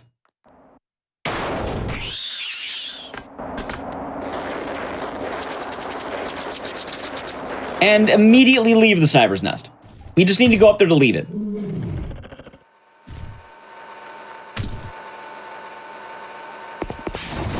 I don't know why that does that, but yeah, the level won't activate unless you go to the, like, they expect you to do it. But you can easily run between the objectives, so it works. Anyway, this has been a really good run outside of, like, the intro fall down and a few other things. Like, it hasn't been an amazing, it hasn't been a perfect run, but it's been pretty good. I haven't had too many issues outside of, like, Dixon dying once. Also, there's a medic. We're gonna ignore him entirely. Okay, now it is time for Chapter 9. Chapter 9 is 9A, B, and C. Chapter 9 is why my estimate is as high as it is. At this point in the game, they expected you to stockpile on resources, ammo, and everything, because this is a gauntlet, and this is also where most people quit the game. This is also where I learned that easy mode is not easy mode. That only affects the auto aim. Because I did this game casually on hard mode. It was hard. And I did it casually on easy mode later on. It was hard. Nothing changed. Clicking the mouse wheel swaps between my inventory, and that's how you do inventory. That's that, but actually what it does, yes. So, this level is just a descent. You need to descend to the tower climb. So I'm gonna blow up that right there, I'm gonna blow up that right there, and then I'm gonna wait for the guys to spawn right here. And blow up that. So, talking about this level really quick. This level is an infinite gauntlet. Now, the catch is, it's all based on how fast you can get down. The military are static, but the things are infinite. So, the thing is, if you don't go fast enough, you will die. As well, there are turrets at every walk. That's why I actually blew up a lot of these things. So, you need 10 medikits to get down here. The worst part is, remember that taser I grabbed? It's finally going to come in handy. This guy body blocks. Unless you tase him, then he'll bounce off of you. That is the sole reason we grabbed the taser that early. As well, there's this right here.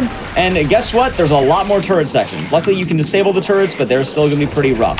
There's going to be a bunch of these. So I'm going to be going to these rooms, dipping in and out, because I want to make sure I can disable the turrets, because they are going to melt me to death if I'm not careful. So I'll duck right there, turn that one off.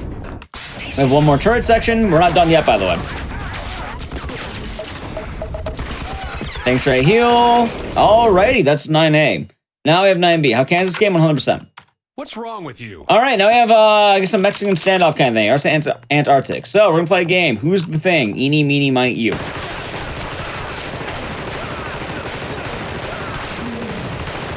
There's always the same guy. Now there's a catch. This is Stoles. Stoles, if you do not kill this guy in this room, Stoles will not trust you. He only can see what's blatantly in front of him. This mission's also prone to messing up. I might game over a couple times. Hopefully I don't, but I have precautions. Luckily, it's a pretty quick thing. Stoles is an engineer, so get to work. All right. And now we're going to do a really weird trick. And I don't know why this works, but I'm going to be mashing the confirm button on this. That's going to open the door. Seriously? Yes, this is canon. All right, there we go. I'm now going to pause the game a few times. All right, there we go. The door is now opened. And now once I go to this door, I'm going to be doing this. And we're going to run through. This should be good.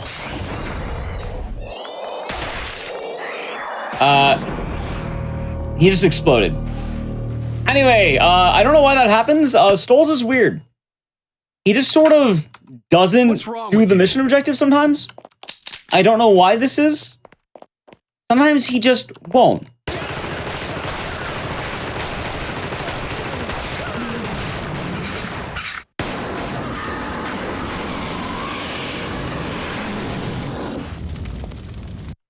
You're not dead? All right, you're dead now. Okay. There we go. By the way, it's being talked about in chat, this game is canon. However, all Thing media is canon. That being said, if you pay John Carpenter enough money, your Thing media can be canon. I don't know how much money that is, because I imagine getting the rights to the thing is probably overtly expensive. But, yeah. In theory, you could. All right, let's go. We're now going to book it.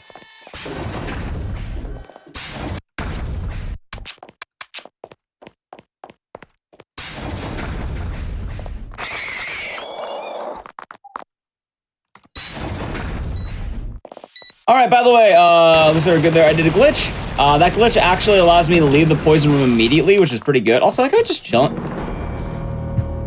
Stoles! Stoles, what are you doing?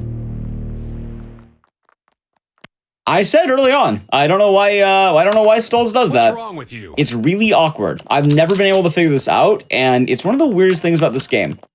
Just many runs just go to die at the end of the game because Stoles won't cooperate. This is the only downside.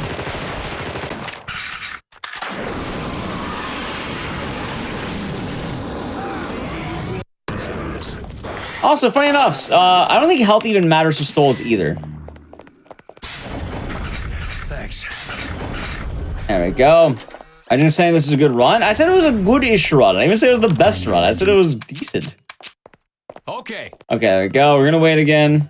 Hold on. God damn it. Now I need an engineer. Okay, let's try again.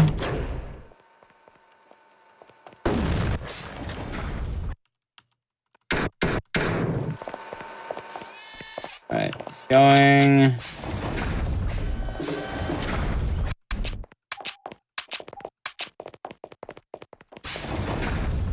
We got company.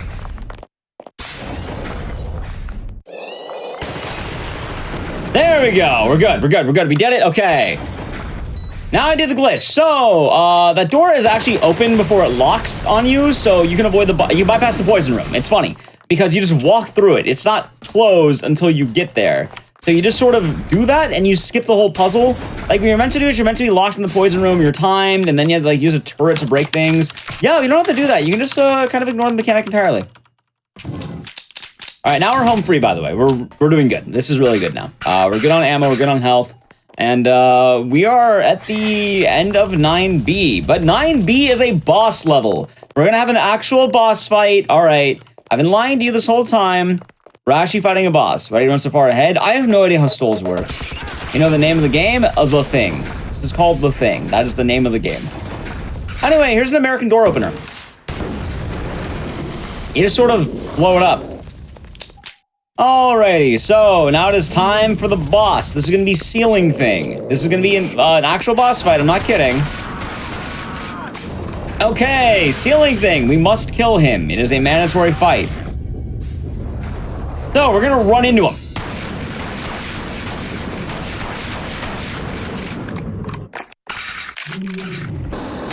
And then we're going to light him on fire on the ground. So, by running into him, he never attacks you. He just doesn't know what to do. He never thought you would run into him. So, okay, Ceiling Thing is dead. I hope you didn't like him, because, yeah, he's gone. I'm going to grab some grenades in the back of the room. Now we must escape. We've done the main objective of the mission. There we go. Well, actually, even worse than chat being pre-recorded. Did you know that chat is all things?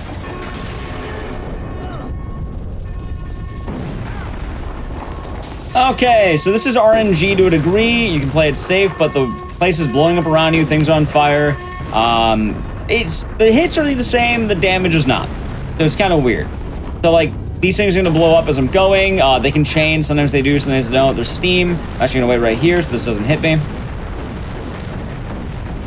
Yep, you're all things. If you're in chat right now, you're a thing.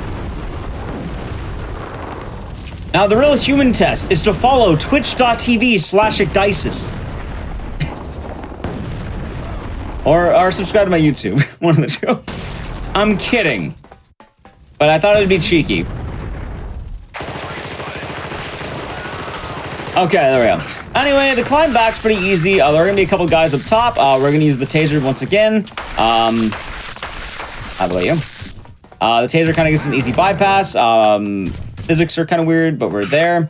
Alrighty, we're actually at the end of the game. We're on the final boss, chapter 10, coming on up. The final boss is 2 phases. There's an actual boss, but then there's the gauntlet. The gauntlet's the final boss. The final boss is easy. So, first things first, I'm going to drop down right here to get to the end of the level. It's kind of a nice little, a little bit faster. And here we go. Boss time. So, the way this is going to work, Whitley, the military guy who's our friend, is the thing. He's running away. So, what's going to happen is this is a really hard section. What's meant to happen is you have to gun down all the guys, go into igloos, manage your frostbite. Oh, God, wait, I meant... Ooh, that might be bad. I'll play it safe. We'll make it work. We'll make it work.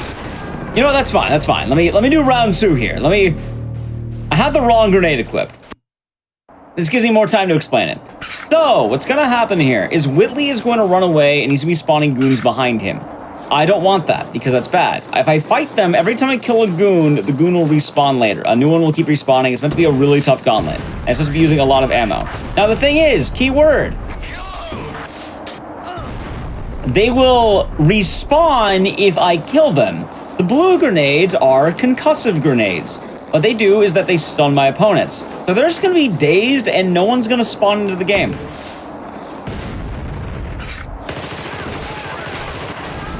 That's my bet. One more on this one. Luckily, my estimate's going to be like right on the dot, right at the end. Oh, good thing I made a 15-minute estimate. I usually expect 15 minutes. This runner's really good until this part. Let's play it just a little bit safer here. Also, medkits 2 down. Okay. There's 1, 2, 3, 4.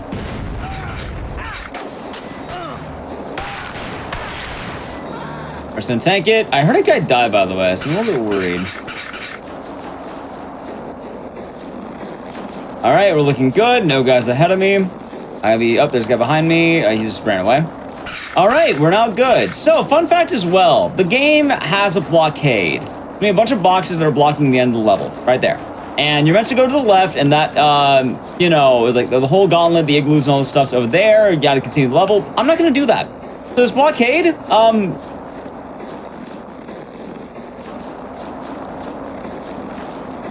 I just walked around it. Okay, I've now beaten the level. We just go straight to the end. That's it. You don't have to worry about the frostbite mechanic. You don't have to go in the end of the igloos. You have enough time just to go beeline straight to the end of the level. This is the only time frostbite matters, and it doesn't matter because you just walk around the wall. That's it.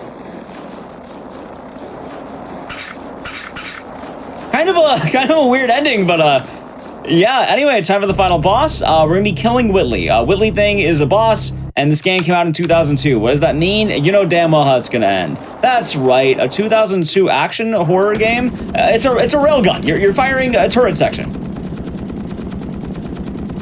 So this section can't lose you anytime. You can only fail or win. You do have to do enough damage to Whitley thing.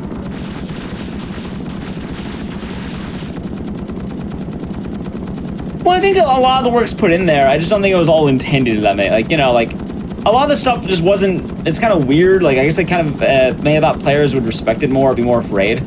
Now, to credit for the last level as well, normally there's a lot more military running around, but due to the concussive grenades, you can just sort of avoid everything. Like, normally a sniper will show up, a flamethrower guy will show up, but since I never killed anyone, they never spawn. So, yeah, you get the AoE damage, DOT ticking down, and then you just keep shooting. I don't know when you do damage, but time's coming up in a moment here when the screen fades to black, and they'll be watching the ending. By the way, this game does answer the question of MacCready and Childs. Let's just say that much. We know about Childs, but do we know about MacCready? We might. All right, I think time should be coming up in 1 moment here. Time. All right, let's check this out. By the way, I really love this game. This game is actually really good with some minor flaws. Obviously, speedrunning, it's gonna bust it, but I actually really do think this game's solid. The only thing is that it's just, you know, there's some rough parts of the physics of the game. From Gen Inc. Oh my god, that hat! No, not exactly. On my way back from an extended Arctic vacation. So what's your name, smartass? MacCready. By the way, he just got out. You don't know how he did it. He just walked out. Outpost 131. Also, like every 2002 game out there that's a horror game, a new metal song. Ready? We're gonna jam out. It's the new metal song. Ready?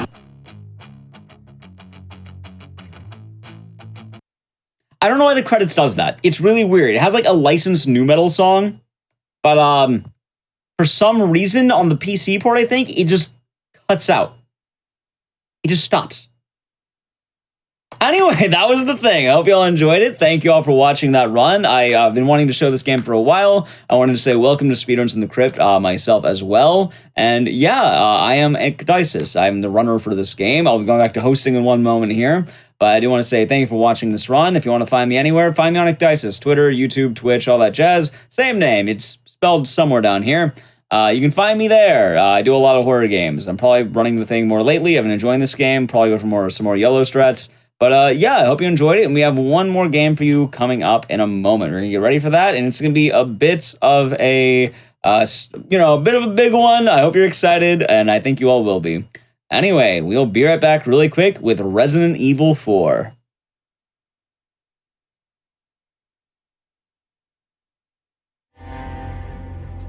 All right, everyone. Welcome back from the break. So, for tonight's show, to cap things off, we have one more run for you, but this run is a bit of a doozy. It is much longer. I think everyone knows this run at this point. It's kind of been making the waves. It's probably been, I think, on Hotfix a few times at this point, but last time we had on was Pro. This time we're going to have Standard. I felt like it'll be a nice way of planning the post-SGDQ show, which as well, the show is always a little bit weirder because it comes up right after the events, and it's like, oh, I travel for a week, comes here. Anyway, this is a pretty fun one. I hope you all enjoy it, and I think it'll be an overall good time to have. Anyway, we're going to have Resident Evil 4 Remake featuring Catlink. Take it away. Hello everybody, as X said, my name is Catlink, and with me on my commentary will be Captain Ezekiel, if you want to say hello. Hello everyone, I'm Captain Ezekiel. Yeah, so this is going to be very interesting. For those who are not aware of Resident Evil 4 Remake, it is not an easy run by any means. It's lots of RNG, so we're just going to dive right in and see what happens. We're going to get started in 3, 2, 1, go. All right. So we're going to be starting off with the village. So the village area is one of the most reset heavy areas for probably all categories except for probably New Game Plus. There's just a lot of things that can generally go wrong, and a lot of RNG with enemies and how enemies react. Thankfully, we have a double bind now that makes getting out of grabs a little bit faster. However, getting grabbed nonetheless still sucks. So I have you probably see a little bit of a thing in the corner. I have a little kill counter there. So we are going to need that specifically for the village itself because we are going to need exactly 15 kills. Right? But first, we gotta get to the village. All right. Oh, so Zeke here runs primarily a professional new game, which is also quite the category. Thankfully, this category doesn't have as much of a pain. There are checkpoints which we will be abusing. No fucking way. No way. Slip right by that Ganado there. We're going to grab a few things before we get out of here. Primarily, we are going to be using a lot of healing herbs for money because we are going to need that. All right. Ooh. Yeah, there's a few very obvious differences between like pro and standard. It's arguable that standard is harder because standard has checkpoints whereas pro does not, and there's going to be a lot of very broken things that you're going to see Cat do with checkpoints in this run. Very broken. Oh yeah. And they're awesome, but they make it harder, and the execution is a little bit heavier in that regard. So you'll definitely notice a difference between this and the professional run if you watch any of the other ones. I like standard a lot because it's very exciting. Because you get to skip a lot of the very annoying parts of the game. Yeah.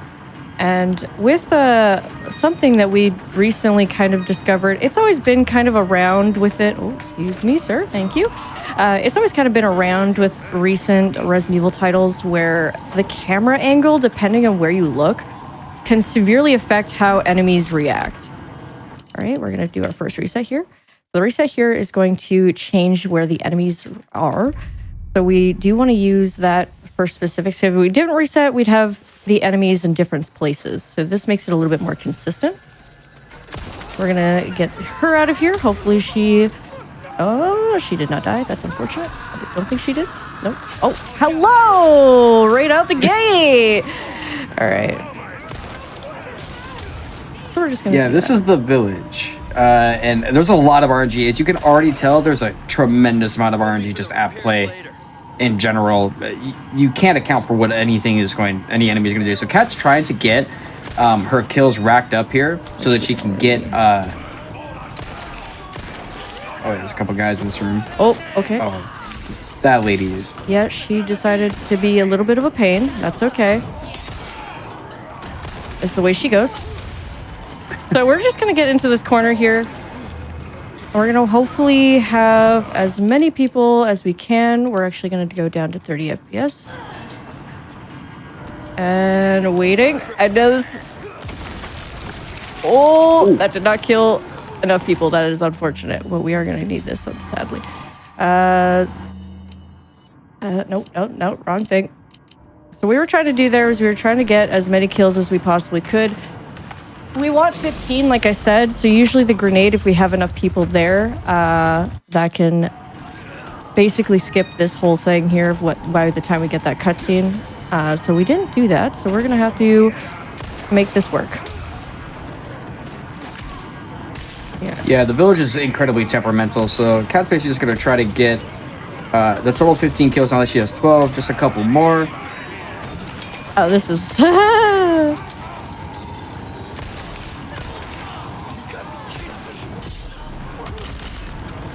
Yeah, this is not exactly how we want it to go. There we go. Yeah, unfortunately, sometimes that can happen, and this is why it is such a huge reset area of the game, because if you don't get it at that first cutscene, it's essentially just a reset. But it happens to the best of us, and that's okay. So we're gonna shoot that window, but it didn't break. So we'll deal with it later. It's fine. Usually we want to pre-break that window for a later point because we will be going back for the shotgun. So we just leave that shotgun until chapter 5. We used to keep it. We used to pick it up early, but now we just leave it because it's faster. All right, let's break through this door. There's a lock here. We're just gonna shoot the lock from behind the door. Don't worry about it. Yeah, that's normal. It's normal. There you go. Excuse me, everybody. Passing through. Yeah, having a shotgun in the village would have been a little bit nicer for our earlier kills, but it's all good. Yeah, it's no overstatement at all when we say that the amount of RNG just in that one little village section alone is like massive. Every enemy acts independently from one another, all on different cycles. You can't account for anything. So it really is a coin flip. It truly is a coin flip every time you go there. So that kind of stuff just happens. Yep. So it's with this run, there's a lot of like adapting to situations, especially during marathon runs. There's not a whole lot you can do. Sure, you could probably reset the area, but for stuff like this, you just gotta adapt, overcome, and go. Take what you can get, really, is what you can. You hope for the best, for. really. That's very nice. Good Okay. iframes. We love iframes. Sometimes he can be a jerk and hit you right as soon as you get out of the iframes. We got lucky. So we're going to be coming up on Larry Skip or the Walk of Shame. Place your bets in chat. Larry Skip or Walk of Shame. Basically, what she means is, you get one try to hit the skip. It's a little out of bounds clip using abusing an animation of a bomb defuse. If we get it, we go out of bounds and we skip meeting Larry, who's a Ganado blocking Luis. Or if we don't, we take the Walk of Shame and we say hi to Larry, and then we see Luis. Yeah. So we're gonna hope for the best. I believe. Nope, we do the Walk of Shame. It's fine. So generally you would want to use, to explain how it works, is we would use that bomb to go out of bounds and essentially go all the way to the end where we meet Luis, like Zeke had said. It's very cool. You can do that for very specific bombs. Bombs that you can generally go under.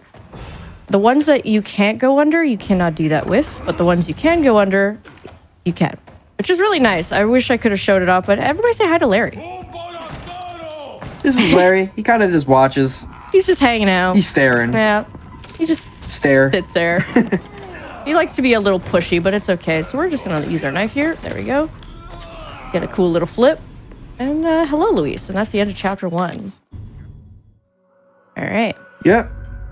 Chapter 1, arguably the worst, and it's not even like a. It's the most like stressful a speedrunner thing. One for me. It's really hard. Yeah, the volatility of it is crazy.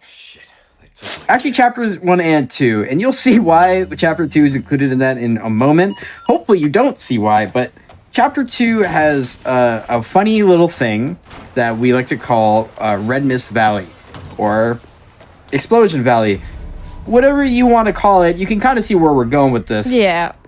Well, if you played the original RE4, or if you've even played this RE4, you'll know exactly the area that we're talking about. It's a very iconic zone for both speedruns, just because of how chaotic things can get. That's okay.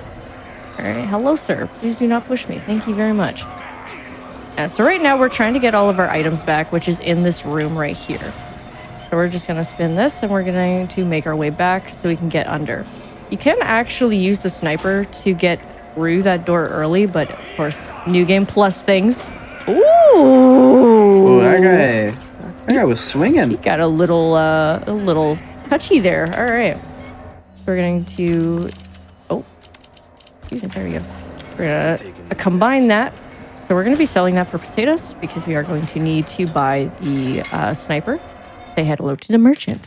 Hello, stranger. Our little buddy there. Welcome. Welcome, thank you. So we're going to sell that, and we're going to not sell that. There we go. Buy. And we get a free scope by buying the sniper there. So we want to abuse that early so we don't have to spend more money later. There is a few instances where you will buy things early on because it's quote-unquote on sale, or it's free with the addition of buying something else. So you want to be able to do that early on, or when you can. So we do have a few stops with the merchant. All right. Red Mist Valley! Yeah, Red Mist Valley is an interesting place. The thing here, if you're not aware, is there are Ganados all around this arena, obviously in and around it, and a lot of them are throwing dynamites. Like the village in chapter 1, this is incredibly RNG. There is a set amount of behaviors you can look to expect, but it's a lot that you can't.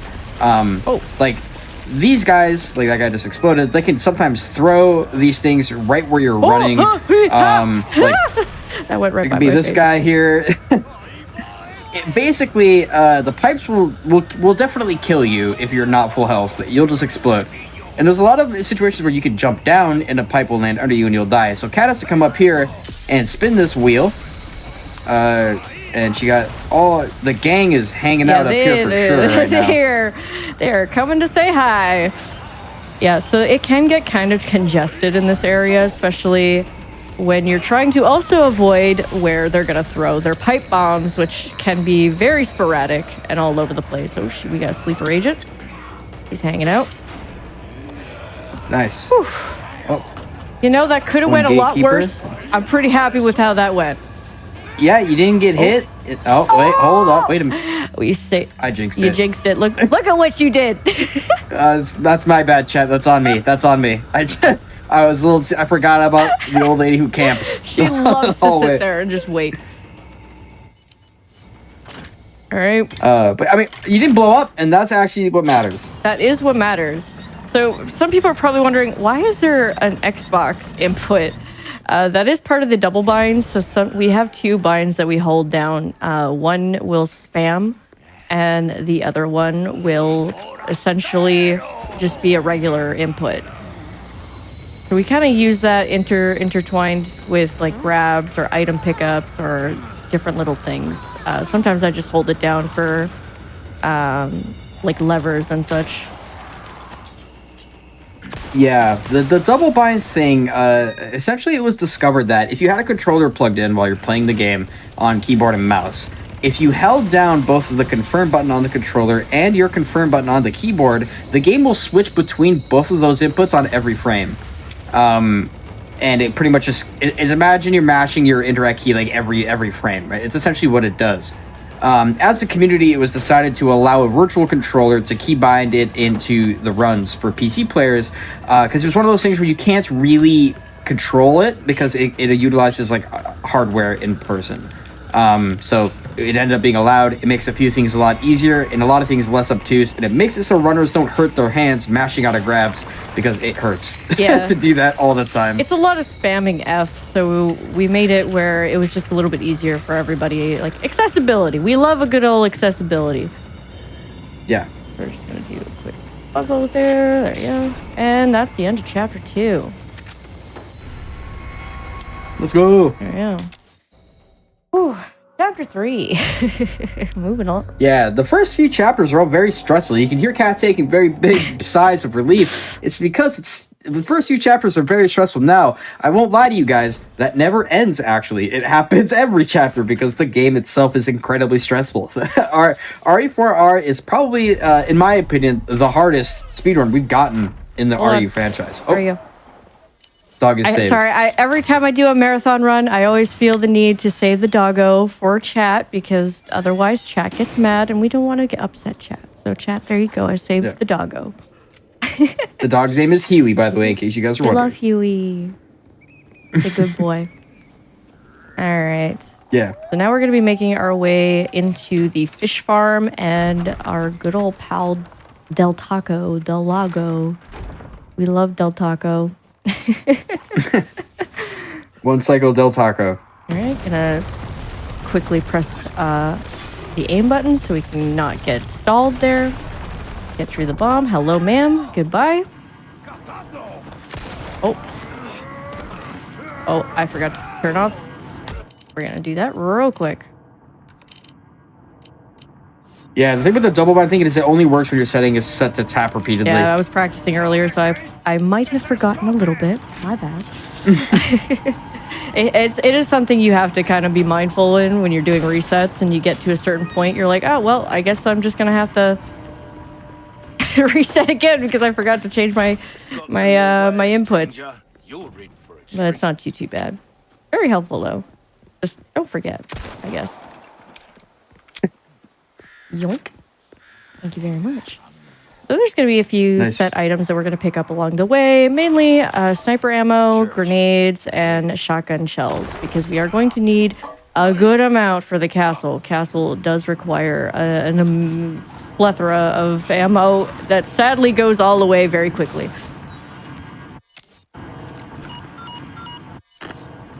All right.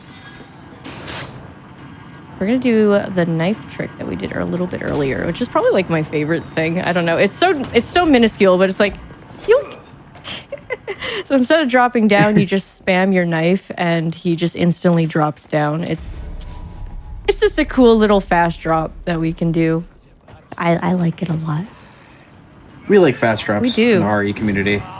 Especially, both Zeke and I are RE7 runners, and fast drops are our kryptonite and just something we love but also do not like. Oh, there we go. So, you're probably wondering why I dropped down. Maybe you're wondering why I dropped down pretty late there. I'll explain. So usually there's 2 guys that show up here. If you drop down as late as possible, they don't show up. Don't know why. They just don't show up. Bye-bye. I don't know. So it makes that little hallway a little bit easier to deal with. I'm gonna reset that. So these crows are a little bit difficult to shoot, and I might be shaking a little bit, so that's my bad. I don't think we'll need it. It's fine.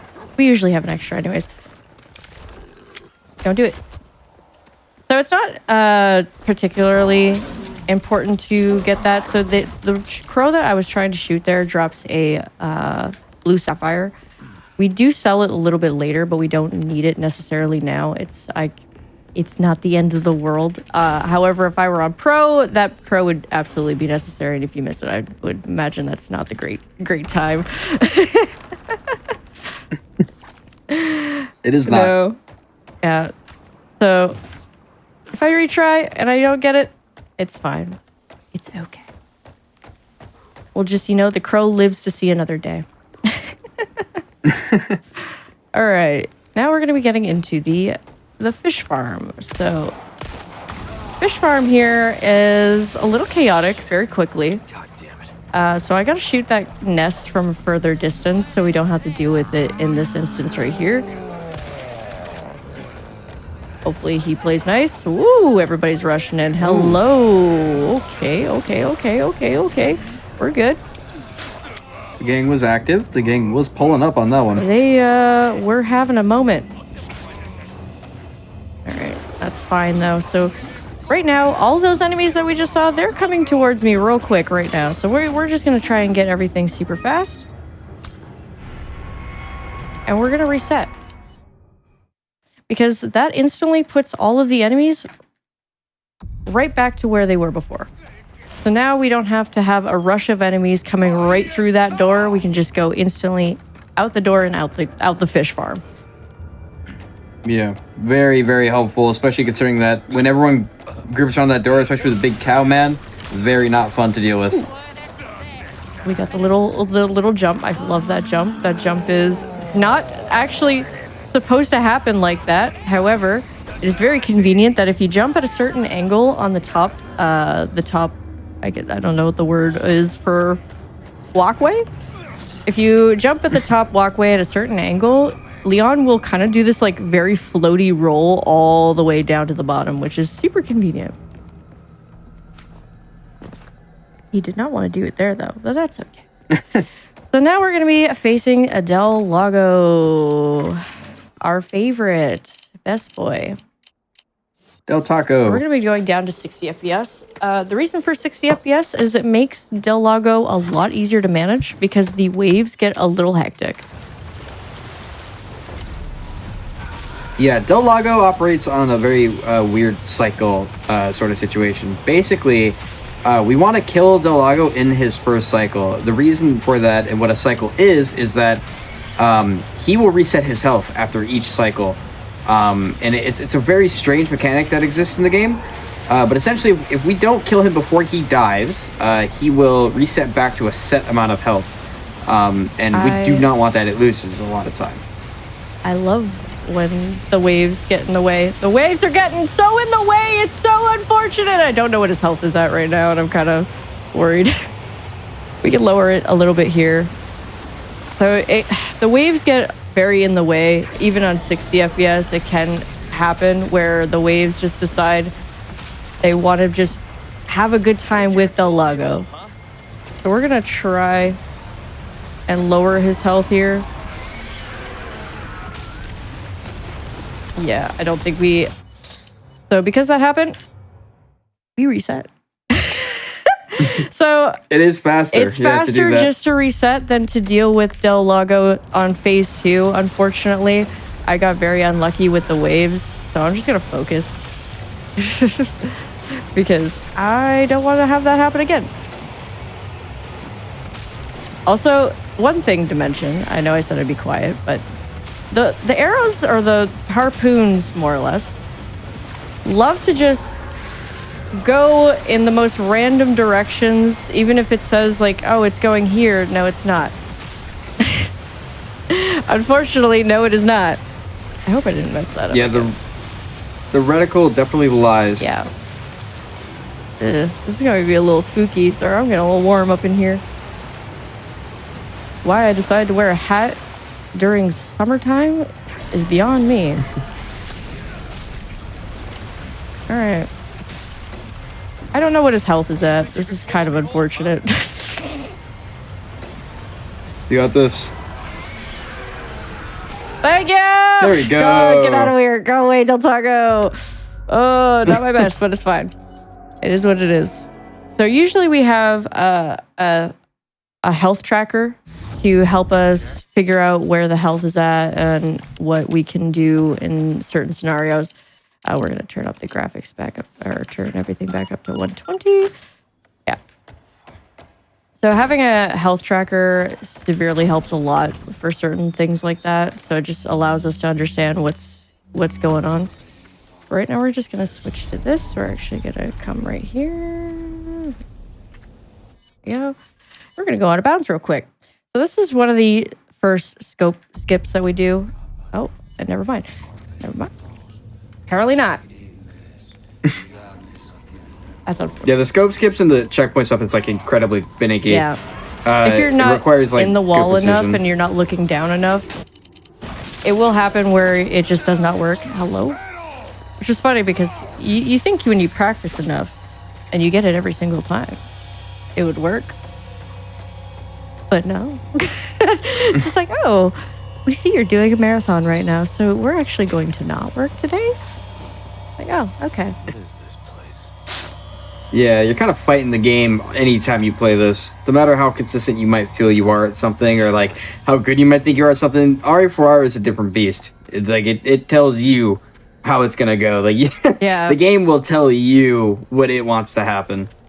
Which I just want to do a quick shout out to Joydern, who just, I think today or recently got a 145/45 on this game, which is incredibly lucky. So just a huge shout out to Joydern, absolutely destroying this category. Yeah, Jordan's kind of owning hard with this game right now. Yeah. All right, excuse me. So this is another area that can get a little finicky.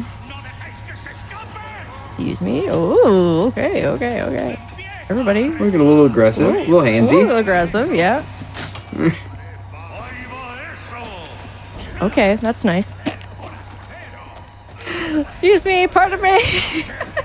A lot of it is just trying to hope they don't attack you.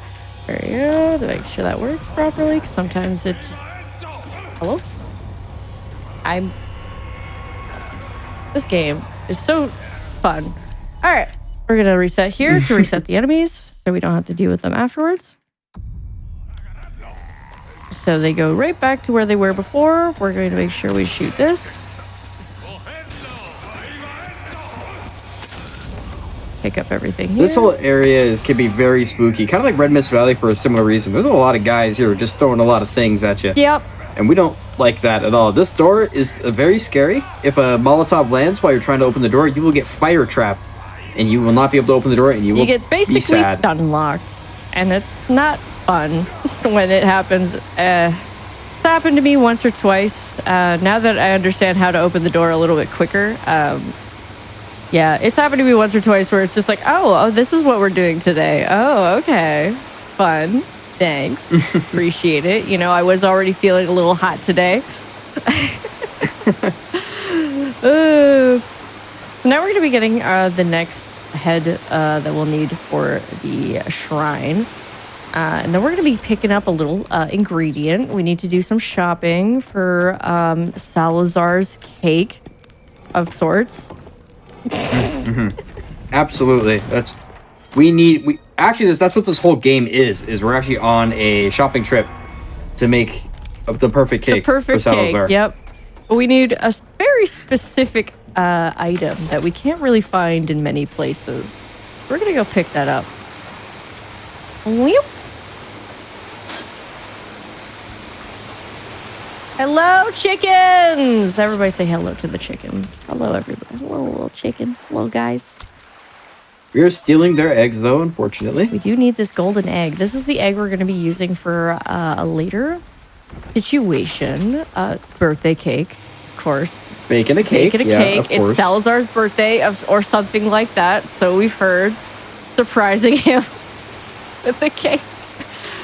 All right, he'll love it, I'm sure. All right, now that we've gotten our ingredient, we're going to be heading over to go say hi to El Giante. El Giante is fun times if he cooperates. Hopefully he does this time for me. He's been good all day for practice, so crossing our fingers here. Very bold of you to say that in the middle of the marathon. I gotta appreciate I am that. probably already screwing myself over here, but it's fine, I'm sure. It's totally fine, and I know you got it. Chat, I know you think Kat's got Higante first try. Oh, yeah. I'm ready. She's got this. She's a gifted gamer. Oh, yeah. I don't know about that. I appreciate the confidence. Thank you. Thank you. All right. What could go wrong? Many things. So Giante does have a few different attacks as soon as you get into the arena, so it can be a little spicy. We're going to sell you. Oh, I don't know what he means, but sure. I've got something new for you, man. You do? Oh my god, that is so kind of you, sir. So we're going to upgrade our ammo capacity and our power. And we're going to make sure we reload our sniper here, because if we don't, we're going to have some troubles. So we want to make sure You already put the scope on the sniper? I did. I was going to use it for the sniper scope skip, but I didn't do it. Oh, right. Yeah. Okay. I remember. My brain. Guys, that's on me. You're all good. So we want to make sure we shoot him in the head enough times here. He's going to start coming at us. He's going to do that. There we go. We want to make sure to shoot the tendril. He's going to go down. Keep shooting. So we want to reload the sniper to 5.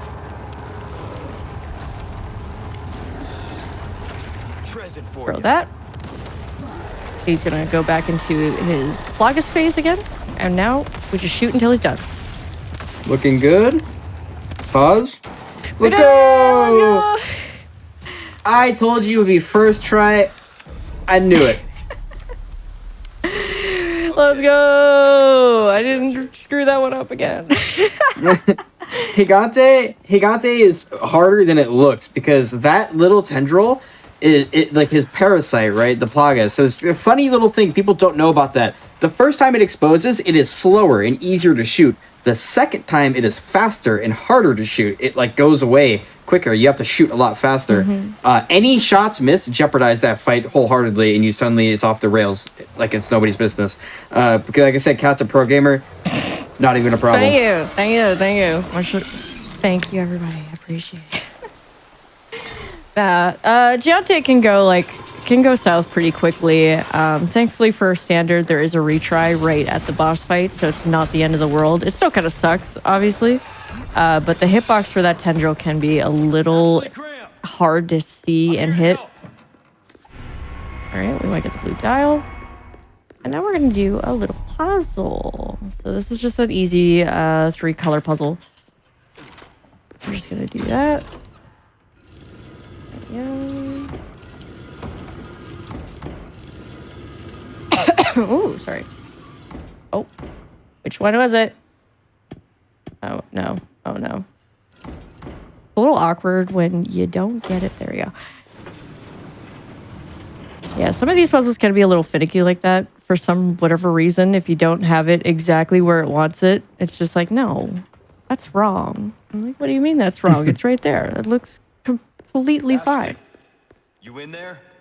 Yeah, RE games and their stubbornness with their puzzles is like no other game could ever compare. They hate if you're even a millimeter off. Like, no, I don't want it, actually. No, not even a little bit. So now we have Ashley. We're gonna get rid of Ashley. And by get rid of her, I mean she's staying here, we're going off. This is by far the greatest scope skip we ever found. So I believe this was discovered by Distortion 2. I believe it was Dist that discovered it, plus him. So we're basically just gonna go here and let go. And out we go. So normally we would go through a window and bring Ashley with us, and we'd have to go out the back and come around here and go through this whole section with Ashley. So because we don't have Ashley with us, the Ganados are they act a little bit differently. We're going to pre-shoot here, make him throw that early. There we go. But yeah, so because we don't have Ashley, it makes going through this whole section a breeze. So this, I will say, is not on a current patch. It is on a before patch, if you will. So we did down patch specifically to keep the sniper scope skips because they did get rid of those, and I'm sad. So, but we have the down patch, which is nice. Down patch is very, very helpful. These sniper scope skips make life so much easier As a runner, for us runners, yeah. and harder and easier in certain ways. It obviously adds some skill checks in with the skips, but we get to skip some very, very obtuse things in the run. So we're very thankful we have it. And now look, it's the shotgun. Oh my god, we finally get the shotgun. Yep. So that was where we would have wanted to pre-shoot that window earlier, but it's fine. This guy might get a little... Okay, this is what we're doing. Okay, very nice. Yeah, so this is actually Street Fighter 6. This isn't actually Resident Evil 4 Remake. This is the other Capcom game that just came out. I love that game. The most terrifying enemies in this game, without a doubt in anyone's mind, are the unarmed Ganados. Oh, the ones yes. who do not have a weapon. They like to punch, they are cheating. grab, do all sorts of things. Oh, hi, Bull Boy. Ooh. Okay, Bull Boy. He's going for a wrestling move. He's going for the clothesline.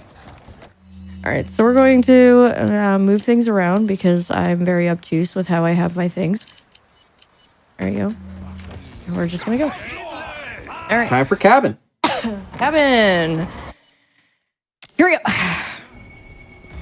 Cabin is an interesting event where essentially Cal has to trigger the cabin to end, and that's done by killing these first waves of enemies. So it's 6 enemies, and this guy would be the 7th. Once he's dead, Cat's gonna throw a grenade to kill another set of enemies. We want to see 10 kills here minimum. Nice, we got it. So Cat's gonna grab this plank and board up this window. The idea is she needs to get all 3 windows boarded. Oh, okay. Thank you. Now this. He. She might have caught a stray. Hey, Yeah, hey, Luis. Hey. We need Luis to not interfere. So she's gonna drop the other board. Oh, thanks, Luis. You can do that though. That's fine. That time Luis did good. Oh, she did not drop the board. Okay. Okay. She's trolling. Next. Don't do it. He should drop. There we go. All right. Unfortunately, we are going to have to waste a little bit of ammo there, but that's fine. So, sorry. Okay. I'm just gonna do that real quick. I do need this. I do need you. Thank you. Gonna go. Yeah, so the whole premise here is to get all 3 windows boarded up and then we're on a timer. We're essentially waiting for the next wave to start. And when that next wave starts is after the cutscene, and Cat will need to get 5 kills to trigger the last part of the cabin to start, which is the get the brute to spawn. We're actually going to do that there. So we're going to come over here and we're going. Whoa! Would That when suddenly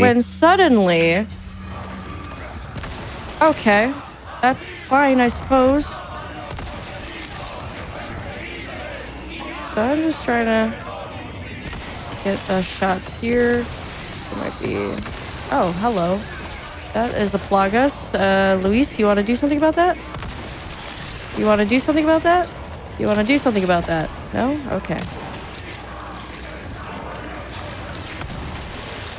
Okay, so we're gonna deal with that Plagas. We're gonna go downstairs. Yep. I I Now after the 5 are dead, Cat's just gotta kill this bull enemy. So this is going to be interesting. Hopefully. Okay, you killed your boys. Nice juke. That's unfortunate. This is where the RNG gets a little sad. This is not going as planned. No, just use, please. Okay, so I don't even know what just happened I there. don't even know what's happening anymore. I am concerned. Can I have my gun? Thanks. Can you stop doing that move specifically, actually? Thank you. So we just need to kill... Okay. Guys, relax.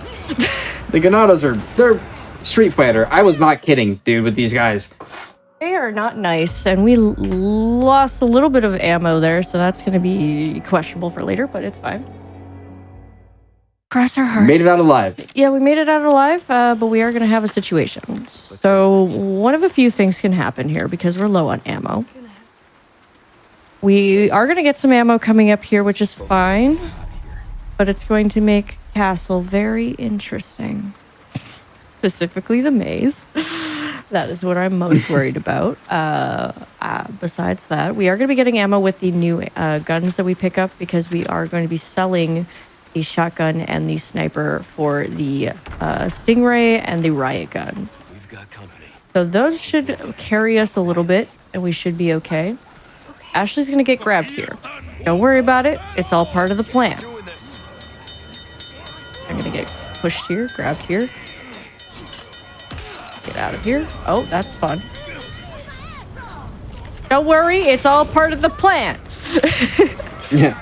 This is a part of the plan. We want Ashley grabbed for some sneaky shenanigans we're going to do here in a moment involving a checkpoint retry. Because when you do reload checkpoints, Ashley obviously gets dropped, but then she's still in the middle where all the enemies are, and that's okay.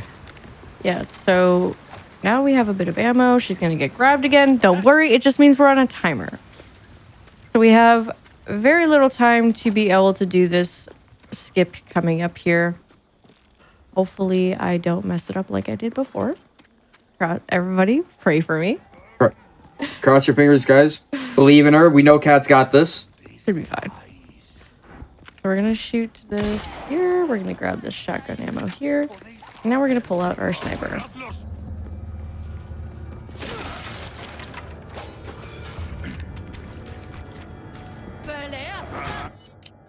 Hopefully that works. All right, we are now out of bounds. And we are back in bounds. Oh, So sometimes it can get a little finicky with this one part here because if you're a little too fast, it can pop you back in, but that's okay. If you load the checkpoint, it'll put you right back out of bounds.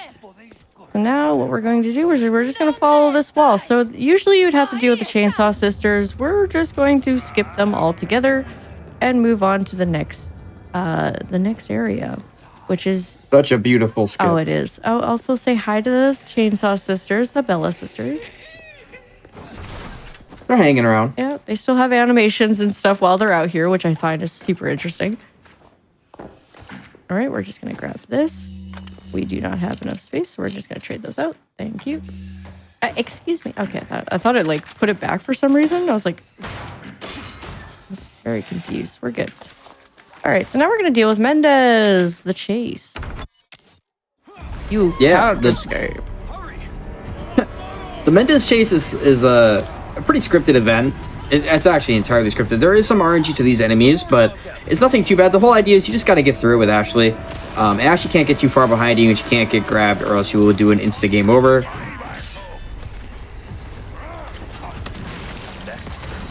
We're just going to run through here. Be good. All right, we're good. Yeah, sometimes she can get stuck. Spread out. Come on. All right. Sometimes she can get stuck on that wagon, and if she gets stuck on that wagon, it's like instant game over. It's like, what do you mean? There was nobody there, Ash. What's wrong? All right, so we're going to go into the merchant here, and we're going to make sure we do all of this. And we're going to sell. I don't think I have... Oh, we might as well sell that. So we're gonna buy our riot gun. And we're gonna buy our case upgrade. And I believe there's everything we need. Okay. So we're gonna get into this corner here. Welcome. And pop right out of bounds. So there are two ways of getting out of bounds here. There's one with the sniper, and then there's one with the merchant. The merchant is by far the easiest if you can time it properly. There's a bit of a timing to it. But once you see Leon's head basically go into the camera, that means you go back into the merchant, and then you should, once you get out of the merchant, you should be good. Okay, pick up. Yeah, that Mendez skip is... When the game was being routed both for standard and professional, there was a lot of discussion. The routing was actually revolving around Mendez. How do we deal with Mendez optimally?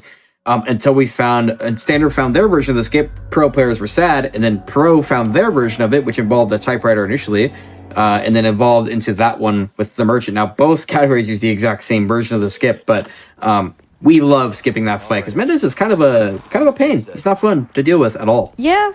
He's a cool fight casually. I will say, very fun fight casually. A lot of this, like this whole entire game, very fun casually. As a speedrun, it is pain. We love it, but it is pain. Specifically because of how the AI can be in this game. But yeah, skipping Mendez is actually pretty interesting. All right. So now to the catapults. This is where we start the castle area. We're just going to be going through this entire zone with nothing but a flash grenade and a pistol. Okay, exit out that real quick. So this can get very chaotic in itself as well. Just considering we want to make sure Ashley stays with us for the majority. If she gets grabbed, it's not the end of the world because we will be using checkpoints. And checkpoints in this area can be very helpful. So right now she's with us. She's here. She stopped. But she's still here. That's good. We're just gonna... Excuse me. He's gonna get grabbed here. Yep. Whoa, excuse me. So now that she's grabbed, don't worry. We're gonna go break open that door and we're going to get her back. Don't worry about it. It's fine. She's fine. Everything's okay, chat. Don't worry about it. She's okay.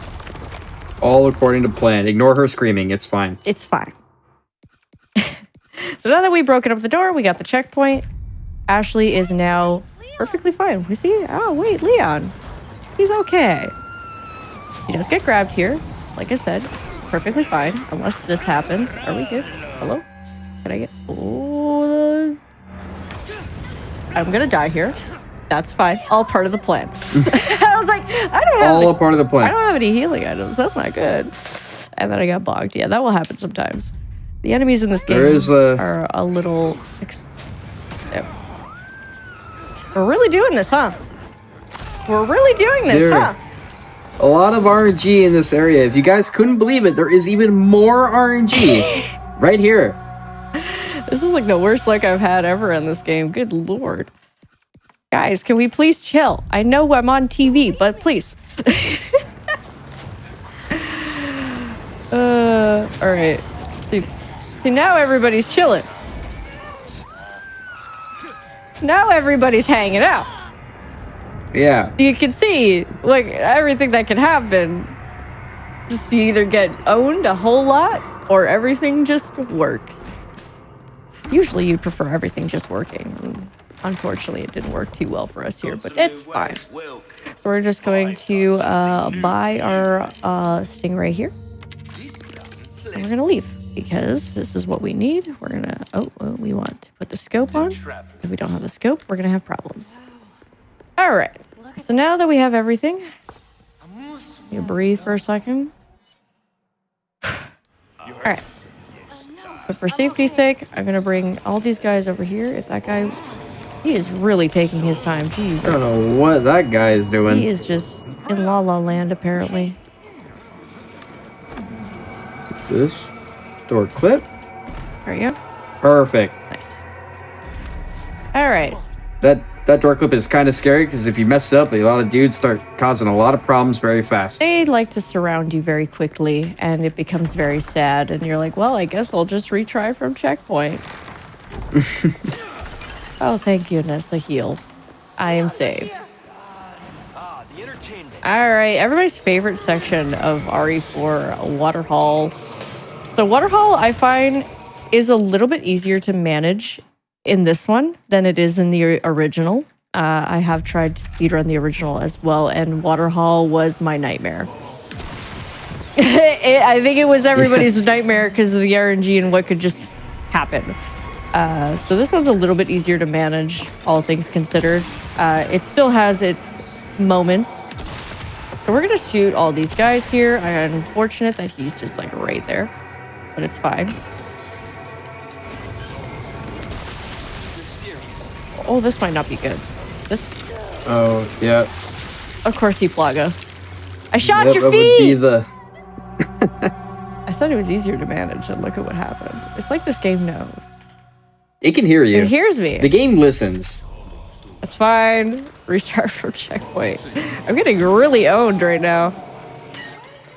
Yeah, the game RNG is just, it's bad. It is this bad, guys. I think I wrote a bad seed. Oh, that's cool. I love that that happened. All right, you. Stay.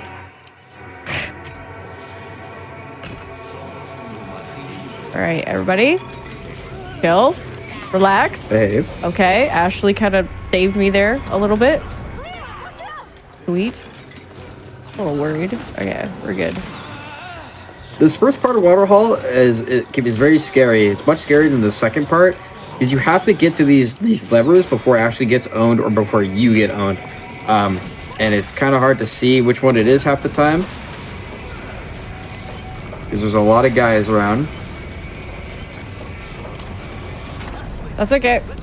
That's okay. Don't worry about it. She's incapacitated right now. It's fine. Hopefully. All right, we made it to the Now checkpoint. we're gonna see the very funny happens only on standard bug where all the enemies fall asleep.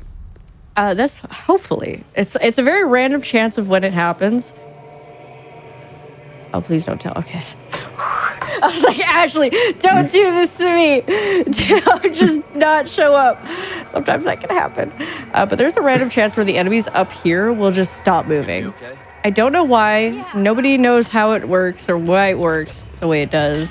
But yeah, so let's see if it happens. Looks like it didn't happen. It only happens when you retry from checkpoint for whatever reason. It's not the end of the world if it doesn't happen. It just means you have to deal with these guys.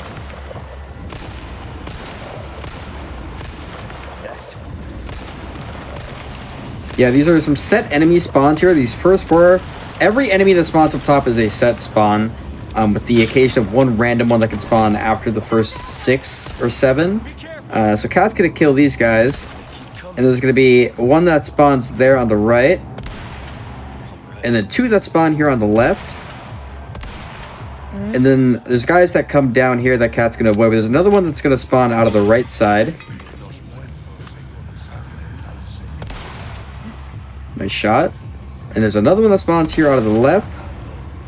You are beaming, by the way. Oh my goodness. Tap them in the head. Full speed. All right, now we just gotta play ring around the rosy with these guys. Just for safety's sake. Just gonna get rid of him. Excuse me, boys. Gentlemen.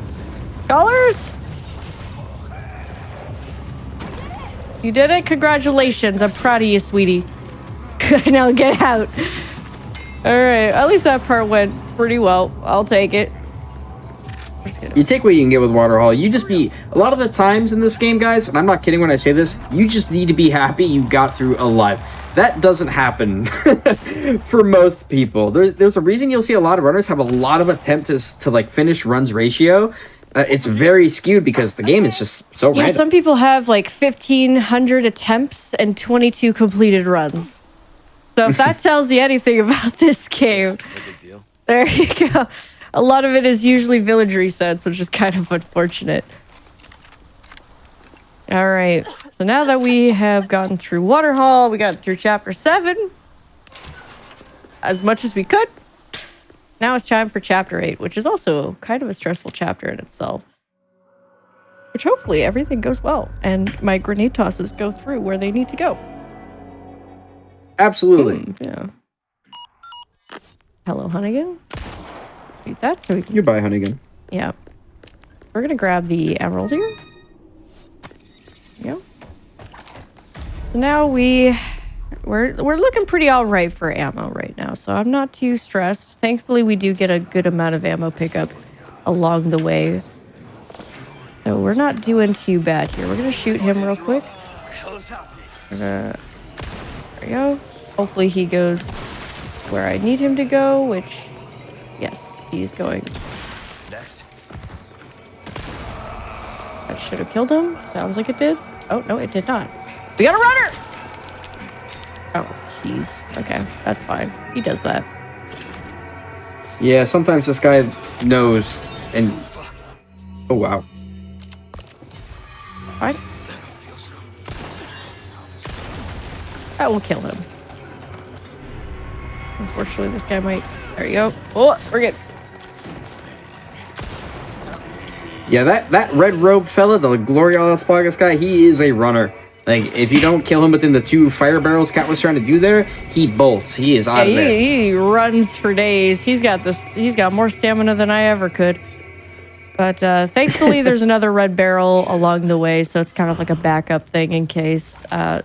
He doesn't usually like to run on me, but yeah, sometimes he'll do that, and that's okay. It's one of those things where it doesn't lose too much time because he's going in a direction you already kind of have to go. So it's really very minuscule in terms of like the ultimate time loss. But as long as you don't die. Yeah. Oh, hey. Alright. Alright. So this, well, all the puzzles that, thankfully, all the puzzles in this game are all static. I'm not too sure if it's different as much on Pro, but for the most part, all the puzzles on this game are very static and not like super random every single time, which is nice. Yeah, there's a couple puzzles, only a small handful, that change between difficulties. Assisted and Standard have the same solutions and placements for all their puzzles. Hardcore and Pro have the same for theirs as well. And there's a couple that cross over between the 2 sets of difficulties, but for the most part, they're pretty static. Mm-hmm. Hey, thank you. So we're going to be doing some grenade tosses here. Either it goes well or it doesn't. I'm praying for myself. Excuse me, pardon me. Excusez-moi. Alright, let me through. So I'm going to be shooting at a sliver to open this gate. You can't even see where I'm shooting. But there is a sliver where you can shoot one of the anchors. It's very, very tiny. So it might take a few shots. Even if you're just trying for yourself, it can take a few shots. And you just hope for the best here. Oh. No, thank you. Get off my back. Oh, okay, we're good. Nice. We are living. So there's a very small chance where the where it shows it's gonna land lies to you completely. So that's sometimes a fun experience. But it looks like we got through there just fine. I'm here for it. Thank you, game, for being a little nice to me after you screwed me in chapter 7. But we live on. It's fine. We take what we can get. Like she's not kidding. The arc on those grenades is such a scam. It is like they did that on purpose. I know they did. It is such a lie. That strat that we had to do before doing that is we had to throw it through the gate, and it was way worse. Oh yeah, like, it was so bad. I remember raging a number of times on those gates. All right, so now that we've gotten through there, we got through the hardest part of this area, which is literally the grenade tosses and shooting through on slivers. So now that we've gotten through that, we're getting out of here. Oh, well, hold on. We've got a few enemies first. Excuse me. Pardon me. Yeah, no. Yeah. Use that. Thank you. All right. We're good. I think we got to get out of the habit of speaking too soon. You know, I may have caused some bad juju earlier. I think maybe we're pushing our luck a little bit on that one. You have luck? Ashley. No. Yes, I do. Bad Oh, luck. bad luck. Okay. Fair enough. Carry on. All right. We now have we have located Ashley once again after she decided to disappear. And now we have to go through the maze, everybody's favorite area. Oh, We love dogs. I love dogs. I have a dog. His name is Koopa. We love him. My community's probably gonna start spamming Koopa, but he is a good boy. Very much a better boy than these boys. These boys are just kind of very rude. So hopefully they behave, and we'll give them a little treat. Maybe. Woo! These guys are super aggressive. There's a lot of dogs in this maze, and what Cat's trying to do is get through to drop these banners to open the door. The dogs. I don't have a heal, do I? I don't have a heal. This is not good. That's okay. So one nice thing with heals is that if you do not have any sort of heal in your inventory, the game will automatically give you a heal on next box drop, as far as I'm concerned. That's what should happen. So we're going to get to the next box. You should maybe drop... yeah. Oh, thanks. That was very nice of you. Present for you. I really wanted... Oh, I need to go. I just need to go. We're just going to take the shotgun out. We're not having a good time. That's okay. There you go. Ashley. I'm just kidding. Break already. It's getting worrisome. Yeah. So what could happen here is if they try to decide... Okay, now we're good. Sometimes they can grab nice. her, and if they grab her, she'll like let go of the lever and it will close on your face. That's fun. But that didn't happen, so we're good. Yeah, the whole area can be very scary, especially on standard, but the way the dogs are going to kind of pile up. Because optimally on standard, you're not going to stop and kill dogs. You're going to keep running. On pro, we kind of have to kill them because they're too fast. And it's even scarier on standard because there's so many of them that just show up. Like what's the dog doing right there? Like, what's he hanging out for? Hello? So I'm just gonna kill these guys. So we need to kill these guys in order for Ashley to move on, because for some whatever reason, if you don't kill those guys, she just kind of sits in this maze. She just loves to just sit around, look at the scenery, you know, smell the roses. So She just hang out. Yep. Now we can find We just shoot her, shoot all these people here, and then she should be right here. Hey Ash, how you doing? Yeah, there's a scripted kill event here where basically you're required to either disable those 3 enemies or kill them, or Ashley will die the moment you try to go through this door. She gets kidnapped. So you either kill all 3 or you throw a flash in time to stun all of them and run up there. But basically, they just can't be active. So 2 different categories do it 2 different ways, but that's basically the gist of that whole area. Mm-hmm. So we haven't gotten any heavy nades yet. I'm looking for a heavy nades. So, Oh my. That was clutch. okay, we're good. We're good. Yeah, we saved. We saved. We're good. That was scary. I was like, oh no. Am I gonna have... Please, I don't want to do this room. I don't remember how to do this room. We're good though. We're good. Everything's fine. We're peachy. Yeah, I mean, to be fair, that you have 2 ways of doing that. You can throw the grenade before the cutscene, which saves a little bit of time, or throw it just as the cutscene starts, and you still Please. get the skip no matter what. Please. Please stop giving... Heavy nades? Please stop giving me handgun ammo. Please stop giving me handgun ammo. I just want a heavy nade. Please. We do need those for later, so that's why I'm praying so hard for them, and it's RNG on whether or not you get them. Yeah, this is where every runner, pro or standard, is terrified. Oh, we got one. Oh, we got one. All right, we're good. Can't be serious. Time for the knights. Now, the knights are essentially 3 waves of enemies. It's 2 in the first 2 waves, and then it is 3 in the last wave. All whole premises, you just gotta kill all the knights. They're kind of sitting with these plagas underneath their helmets. I don't have enough ammo to kill him from afar. There we go. Okay, we got more sniper ammo. That's good. So now what we're gonna do is we're gonna use Ashley here. So I need one of these guys to swing at me.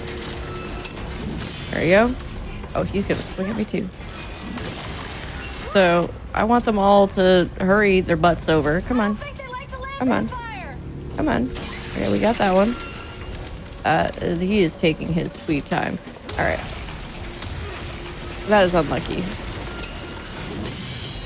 There we go. There you go. So I don't want to like shoot anymore. I just want to basically kill them all in one go with a flash grenade. Sometimes they hurry up and go right into the flame. And if they don't, then it's kind of you run around in circles till she throws another one. Ashley's a little weird with those ones, though. All right, we're good. Yeah, having to rely on Ashley's AI is always the worst.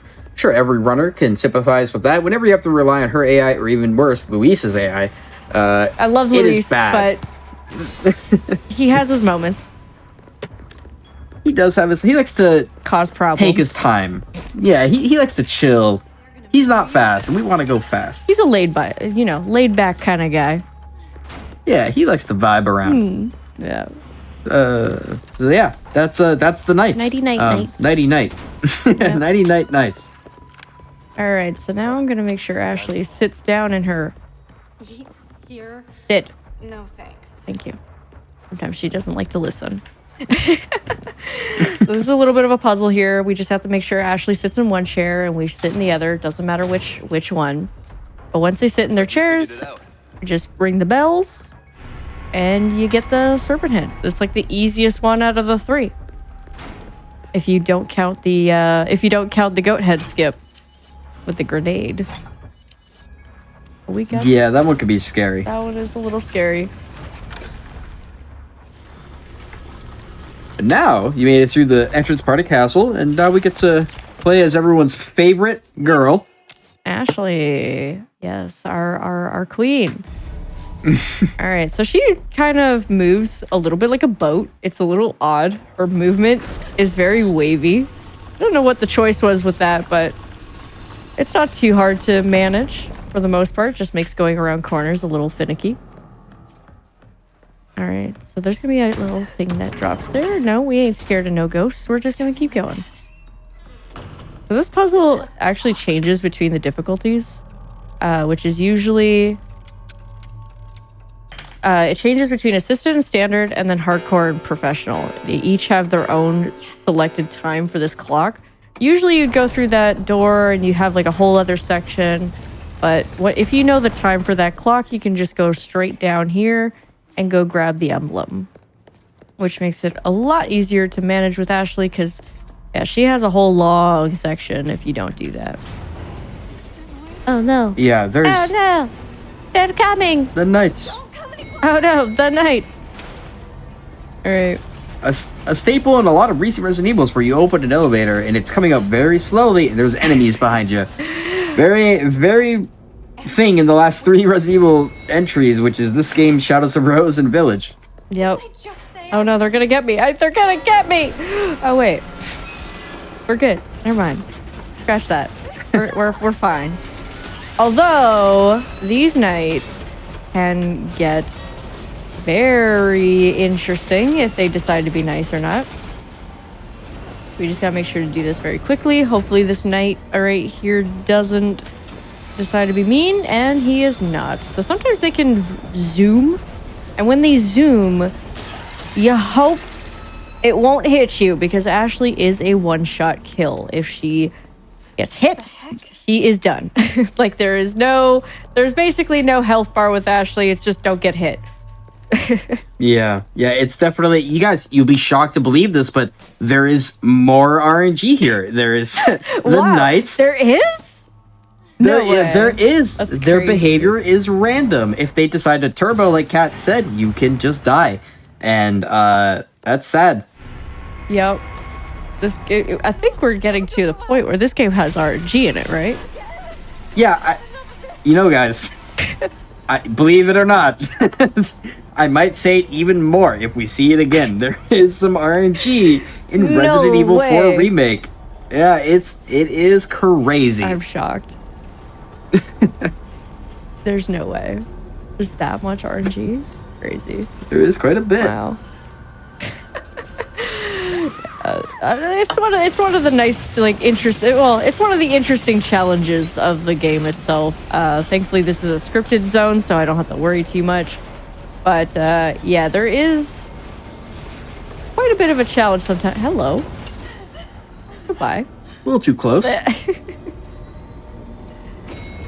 Does make it a little bit interesting with the RNG. So I'm going to actually reset checkpoint here because for some reason I find it easier to do this little skip here without changing FPS. Oh, I say that and that happens. Why does this happen to me?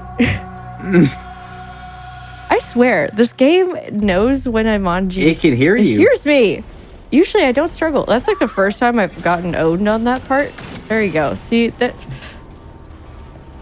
Something is up with this game today. I've been practicing all day and it's like, yeah, you're fine. On GDQ? Yeah. See, Kat recently took a bit of a break from this game for about a week, and the game is upset. It's sad. It has. It got yeah. sad that I left for so long and it's like, why did you leave me? Yeah, if you guys ever left a cat home alone when you went on vacation, you come back and it attacks you the first time it sees you, that's Resident Evil 4 Remake right now. I love that analogy. It is mad. That's- It has separation anxiety, and it is not happy that you stepped away. Like, how dare you leave me behind? I thought you loved me. Yeah, that's this game in a nutshell. You know, worse things have happened. All right, so now we are going to be moving on to the Navista doors. Goodbye, Ada. Same as ever. All right. There is a funny little tech that was recently discovered about that specific cutscene where you can actually move freely during that cutscene. Still in its infancy in terms of how it works, but yeah, it's an interesting thing.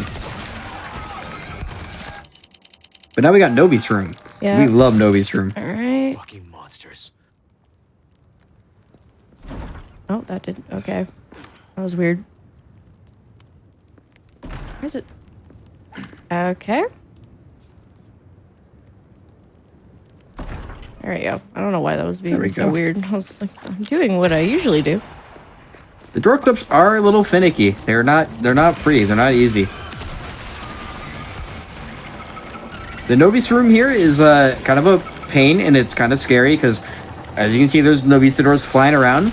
Thanks. And yeah, they can be big pains. That's okay. I should be good on heals unless the game decides to be rude in the next 5 minutes.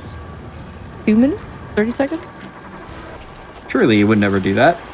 Surely it will play nice the entire time.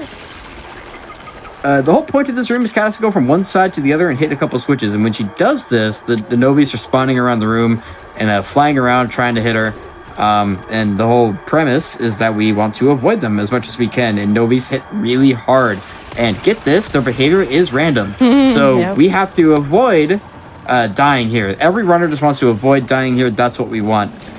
Clear ride to this side so far. So now that both lovers of Polecat needs to get through this door and come up on another fun and exciting area, which is double guard doors. Ooh, don't touch me, don't touch me, don't touch me. Okay, we're good.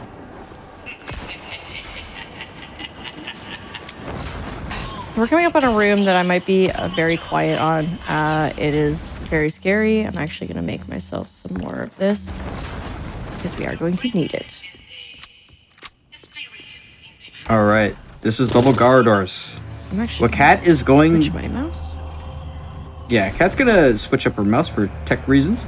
But there is the premise of this fight is you have to kill the double guard door here, guarding this door, to get the unicorns to get through. Now their behavior can be a bit sporadic, so Kat's gonna shoot the Plagas on the back of these guys, and then throw a flash.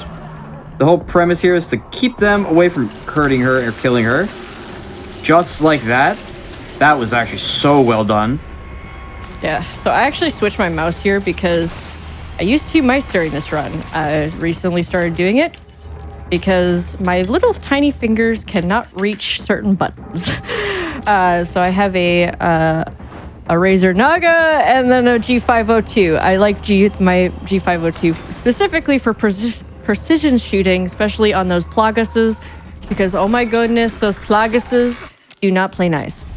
All right, so now that we are here, I'm going to slowly take this because I don't want to fuck it. There you go. Hopefully that worked. I don't want to mess this up. The cat's trying to get a checkpoint clip out of bounds And that here. didn't work, so that's fine. Yeah, it's very... That one's really hard. If you don't get into the wall in a specific point, it can be a little... It's just mostly to skip this part, which is nice in itself, Talk but about it's sticking the fine. landing. We just get to say hi to Linda. Yeah. These checkpoint retries are out of bound clips. You really only get one shot at getting out with them. Yeah. If you don't get out, the checkpoint has been saved, and you kind of have to do it organically, which it's hard. Yeah. If you, like I said, having one shot to do a skip, not fun to deal with. There you go. That is fine. But we do get to do another little skip here. This is the fun one. Yeah, this skip is exciting because you get to basically skip this whole dark Nobi room, and it's really easy to do. You say that? Please don't jinx me. You got this. Oh my god, please. All right, so we're just gonna go under the map here. We're gonna grab this crown. We got the elegant crown. We're actually going to duck here. And rise, Leon, rise! There you go. And back into the bounds we go. It's a fun little skip, so we don't have to deal with the mountain and Novistadors in there. Which is saves far more time than the other skip that we could have done, but it's... Alright, so I'm just gonna see if we can maybe snag another heavy nade, which doesn't always happen here, it's fine. But we're gonna go get a rocket launcher because we're actually gonna be setting up for a skip coming up. Not much of a skip, actually. It's more of a abuse, to say the least, I guess. A bit of an exploit. Is what I would That's the think word is I'm looking for. There we go. Yeah. Brain's lagging a little bit. No, it's totally fair. This run will do that to you. Kat is gonna sell a bunch of stuff. This crown is the most expensive item we can sell. It's gonna give her 100,000 of the pesetas, and what we're gonna get is a rocket launcher. Yes. So we want the rocket launcher, and we are actually going to get these, and we're also going to get the heavy nade recipe because I have trust issues. Fair. You should with this game. You absolutely should. Yeah, because if you don't get, if I don't get enough heavy nades later on, essentially I won't be able to do certain things. And it involves a skip, and I can't do that skip, and we're gonna have to do War Room manually, and I refuse to do that. Ooh, yeah, we don't want that problem. What Kat's about to do, this tech, is probably the most influential tech besides the sniper clipping of this run. We're going to abuse some animations to essentially enable a quote-unquote infinite rocket launcher glitch. It's not actually infinite, but it might as well be for the purpose that we're using it for. What happens here is we're going to essentially be switching weapons in the middle of an animation. Now it's the on fire animation. We're going to be using this hydrogen for it, but it's essentially the same animation. So Kat's going to activate the fight in a moment, and she's also going to hit a switch for the hydrogen, which you should use on the boss fight coming up here for Verdugo. But she's going to essentially get hit by the animation and switch weapons, and then she's going to go back in and switch back to the pistol. This is going to trick the game into thinking you have the pistol ammo, but the rocket launcher equipped. And now when we do this, we have 11 shots for our rocket. And she's going to shoot Verdugo as he spawns, shoot him again, and that's the fight. There's Verdugo, let's go! Woo! And as a result, Kat gets to save her RPG to do this again, coming up shortly. The thing about this glitch and why we don't just keep it forever is anytime Leon changes animation, using an item, reloading, getting staggered, anything, hitting a cutscene, any small thing will just break the glitch. So we lose it here, but we're going to set up to use it again shortly. in the next chapter. But And that was the glitch. Hopefully, Leon doesn't decide to be fireproof, because that's a thing that can happen. So pray for me on that one. I'm gonna say that a lot. I swear I've said like pray for me like 5 million times throughout this run. I'm just here hoping everything goes right. We're good. But yeah, so there's an instance where when we try to do the infinite rocket glitch, Leon just decides the fire doesn't do anything to him. It's just a fun thing that he happens to do sometimes. But I think we'll be okay. Yeah, we're coming up on an enemy that Cat's going to use to do that same glitch, except actually with a fire. And I know this might be hard to believe, but there is a little bit of randomness to the behavior of this enemy. Not 100% consistent. There's RNG. I could be implying there's RNG to this enemy, because what Cat needs to do is get his attention, and then he's going to throw a Molotov at her, and she's going to do that same glitch she just did, but this time with fire on the ground. Yep. Hopefully. And we want him to not hit the roof above him also. Oh, yeah, please no. All right. Hey, buddy. What do you want to do?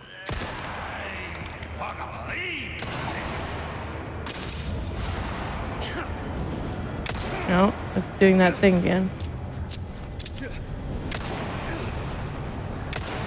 Yeah, that's okay. Oh, there's a fireproof. That's not good. Hey! And that's fireproof Stop it. Leon. Stop it!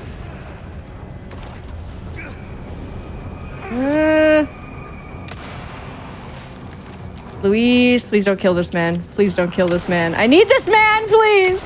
Please! We need Luis to calm down a bit. And we're fireproof again. Why is this happening? Unrelated to this part, but do you guys know about the movie Man on Fire? Yeah, this is, yeah, it's not happening. I'm not gonna sit here and try, so... This should be fun. So we're gonna have to do this normally. It's not the end of the world, it's just... For whatever reason, sometimes the game just does not let me change my weapons. I don't know. It's odd, but it's fine. Also, no, I have not heard of the movie Man on Fire. Louise, don't be weird.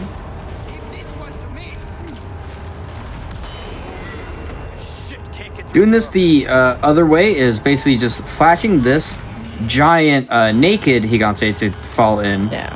And then we basically are not going to wait for Luis to strap a bomb to this other one so we can kill him basically in the exact same fashion, but without the flash. Yeah.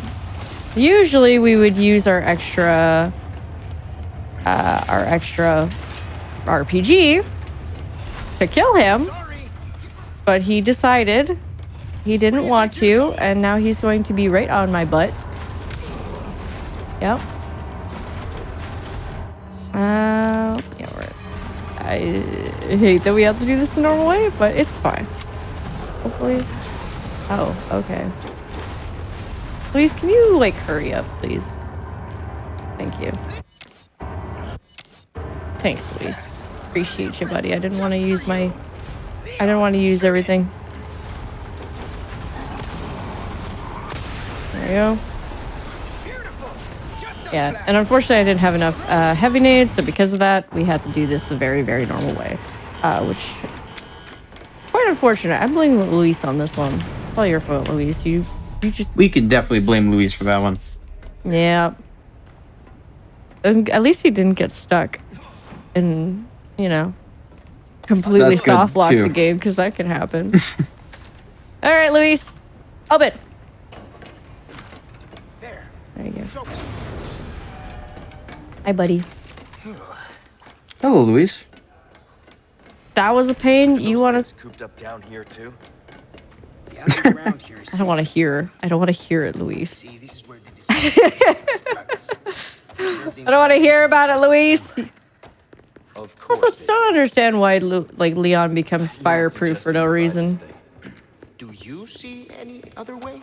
It is very strange. This game has a lot of weird bugs, little weird finicky things. While we can abuse a lot of it for our own gain as speedrunners, we also pay the price with it just sometimes not working the way it should. Yeah. And too, like there's a lot of runners who will say that like standard is almost more stressful than professional, which is true in some certain situations where it can be definitely more stressful because of all the glitches and all the things that just could possibly go wrong far more than professional. So yeah, this is a scary thing. So this is the minecart section. It's the you kind of get a break, but you don't really get a break section because you still have to steer left and right. And if you do not steer left or right, you will go right off the rails. So I hope you like thrill rides. It's a very, if you ever get the opportunity to do this on your own and like you watch it go off the rails, it's a super funny, goofy animation. Oh, it's so funny. Where they just like tumble over like a Scooby-Doo cartoon where they just like fly off the rails. It's really, really silly. It'd be really funny if that just happened to me. I would certainly hope not. I don't want to jinx it or nothing, but it'd be really funny if that just happened. Jinxing? In this run, we would never. I know, I've been jinxed so many times in this run. It's kind of absurd. The worst luck I've seen ever in my own personal runs. Like That's the game. where like the game has like seeds, and then all of a sudden it's just this is how it's gonna be. Buckle up.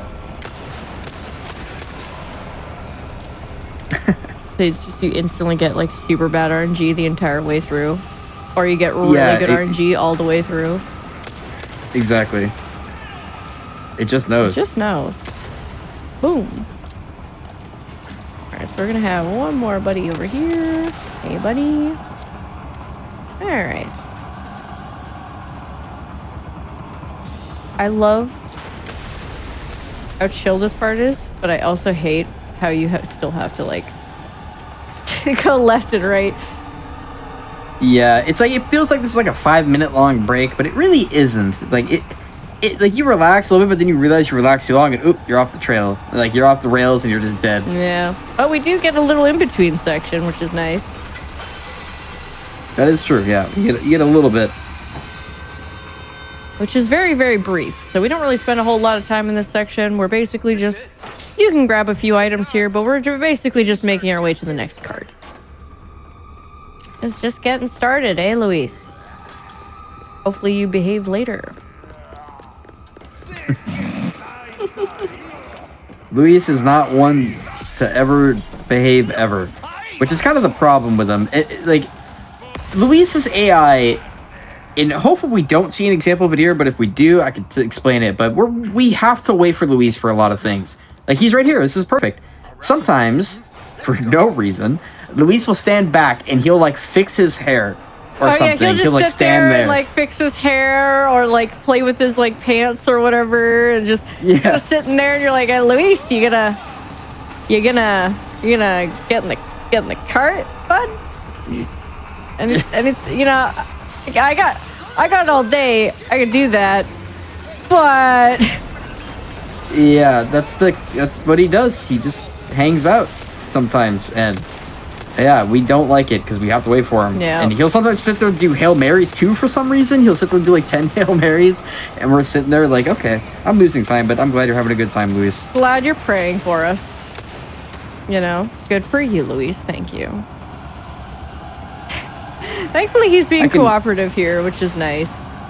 Not always the case, but, he's being good so far.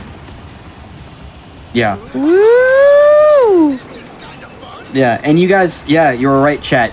Shocking, but that is also random, whether or not Luis behaves.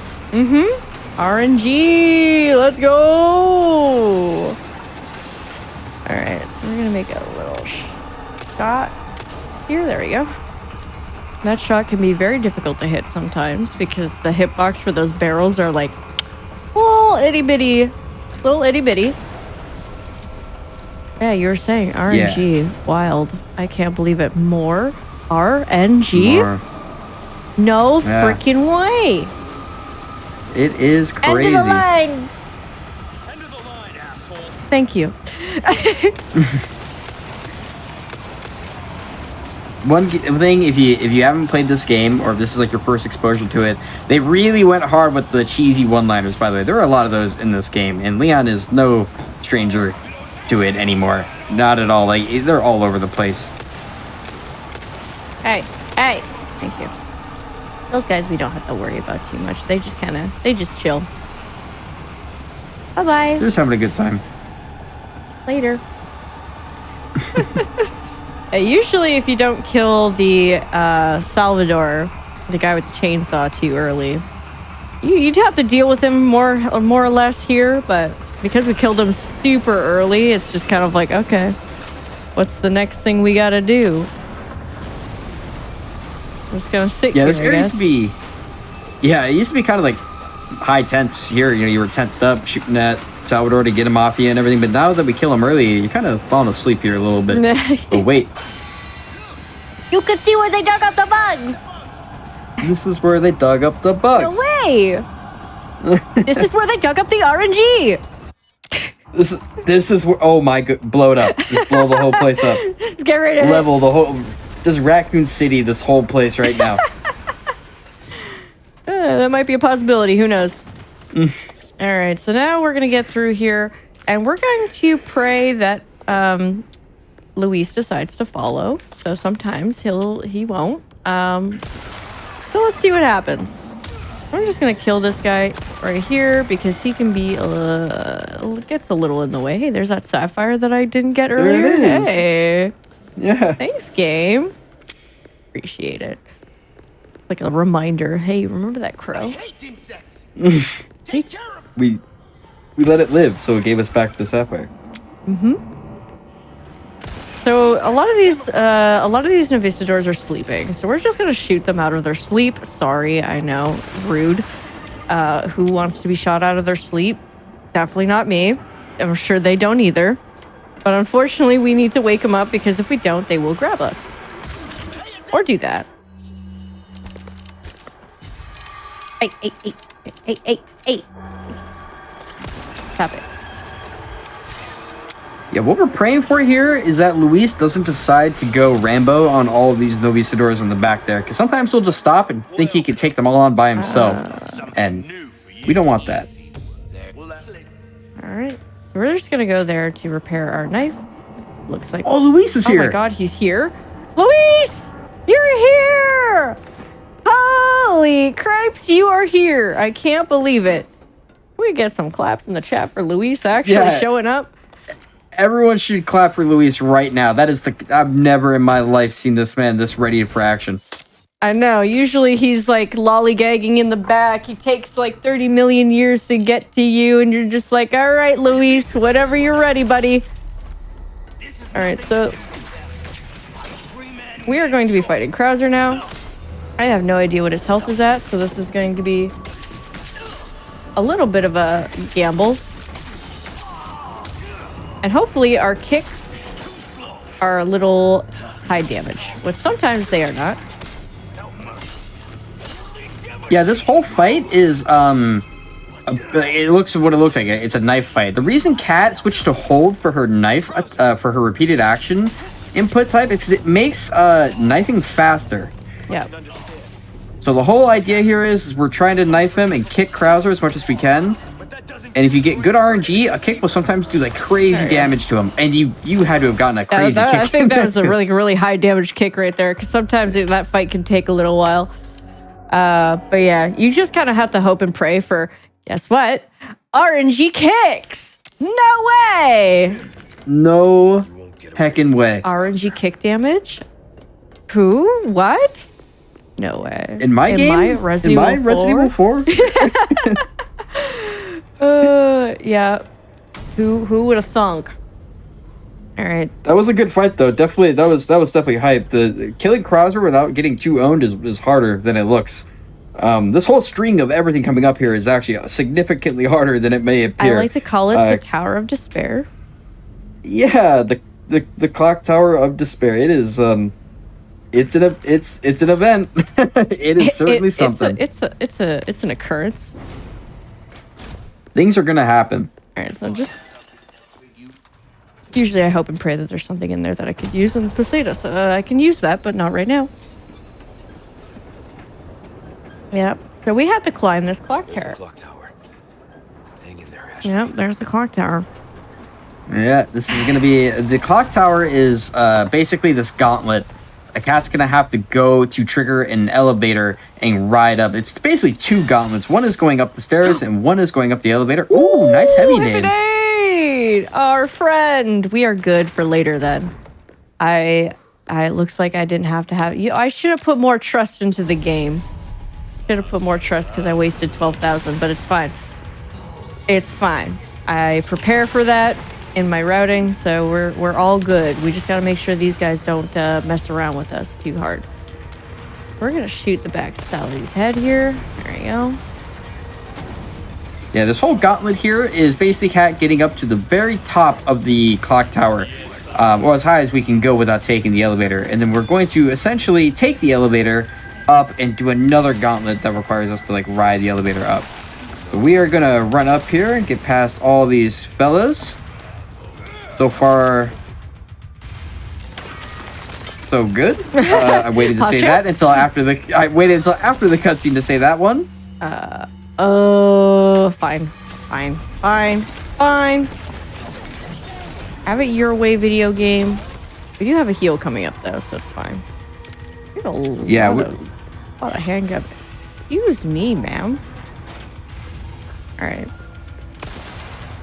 Yeah, Cat was hoping to hold on to that red, green, yellow combo to sell it likely, as it's those are worth 10,000.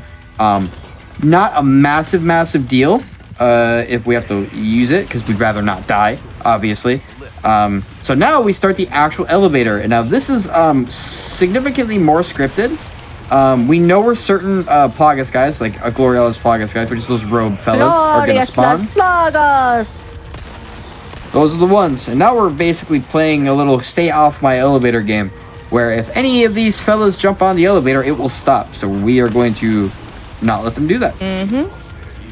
And they can get onto your elevator very quickly if you do not pay attention. Thankfully, a lot of them. Okay, a lot of them tend to be in the same spot every single time, so you know where they're gonna drop, you know where they're gonna go, so you don't have to worry about it all too much. But sometimes they'll surprise you randomly. There you go. Oh, see, like that one. That's okay. Yeah, some of them can be a pain. These archer ladies are a big pain. Yeah. Because they'll just kind of snipe you while you're trying to take care of other people. But the game isn't as strict as it was in the original.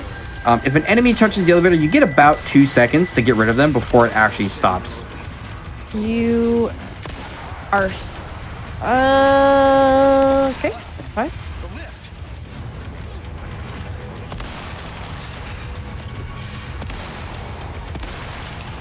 Yeah, those guys can get a little bit of a pain because they'll start running and you're just like, okay, buddy, where are you going? What's the plan? Where are you? Just like the one we saw earlier, they run. So I just want to get these guys out of here because they can get... Oh, thanks game. I really appreciate the boot knife. I actually was just looking into that. Get off my elevator. Thank you. Goodbye. And that's the clock tower. And ultimately pretty good. The elevator didn't stop and we didn't die. Everything was good. That's really all you can go for. Owned, you know? Didn't get owned. That's the that's the stamp of approval. We did not get owned. All right. So I'm going to be very careful here because knowing my luck throughout this entire run, I am not risking running at all on this thing. So if you run at all on these things for too long, the game will auto kill you essentially. It's like, whoa, you're running a little too much there, so it'll just make you fall. It's kind of sad whenever it happens. All right.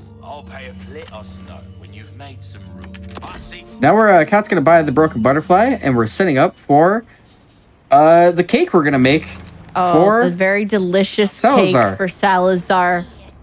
Just a happy birthday for Salazar. The She just shot her friend there. Shot her right in the back of the head. Oh, damn, okay. I didn't know we felt that way about our homies. Salazar, I got a cake for you. So this is a very interesting thing, little Easter egg in the game, where there is a golden egg that will do 75% of Salazar's health.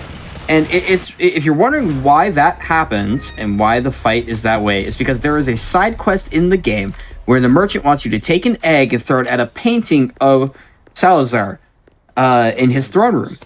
So it's kind of like a little Easter egg. It's like, hey, if you throw an egg at him, maybe something will happen, but not just any egg. It has to be a golden egg.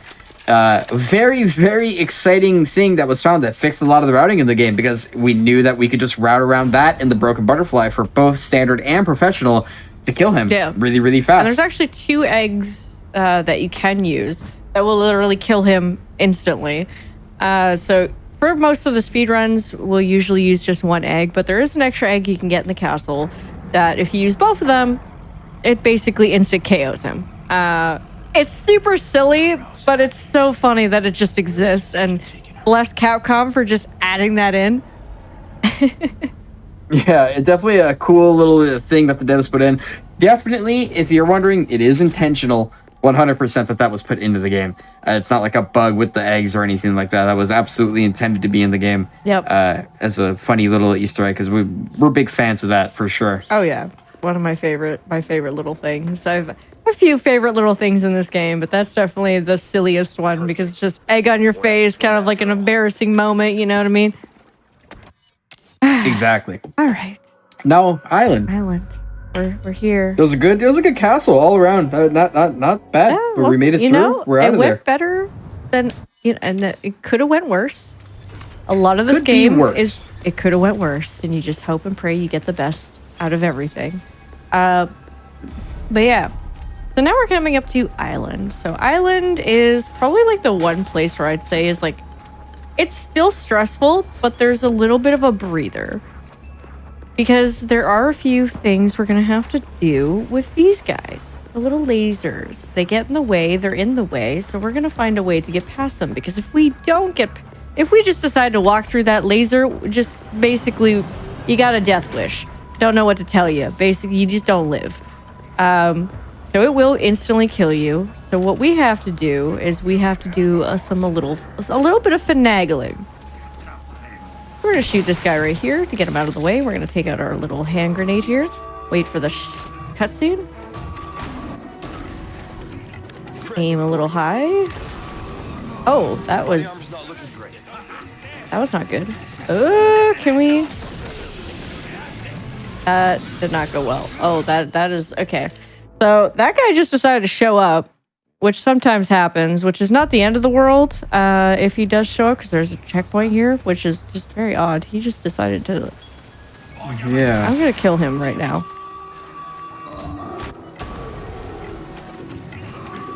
There you go. There we go. There we go. Yeah, there we go. Nice. Okay. Yeah, I was a little worried. I was like, guys, what is going on here? Please keep running. Please keep running. Please keep running. Thank you. Sometimes so. Yeah, that turret skip is incredibly spooky because you're relying on knocking an enemy into the laser so the turret prioritizes it and you can run through on the other side. That's the only way we can really skip those things. So it's not uncommon to get owned there a little bit. So glad that worked out on that side. But now we're basically running to the complex and catch these boxes. Trying to get some shotgun ammo, I would assume, because we are hurting a little bit. Oh. Oh god, okay, that got spooky. Yeah, I'm trying to get to... So you probably see me checking for boxes and stuff like that. It is so I can maybe get some shotgun ammo, because we are quite low. It's not the end of the world. It's mostly, I'll check the box, see if it has any, and if it doesn't, it doesn't. It's like I said, it's not the end of the world. It's just mostly nice to have a little bit of a cushion in case you fall, you know what I mean? Yeah, there is a set drop coming up in a locker. Yeah. That does exist, so that helps us out a little bit. But we do need to use the shotgun here, because this guy can plug us sometimes.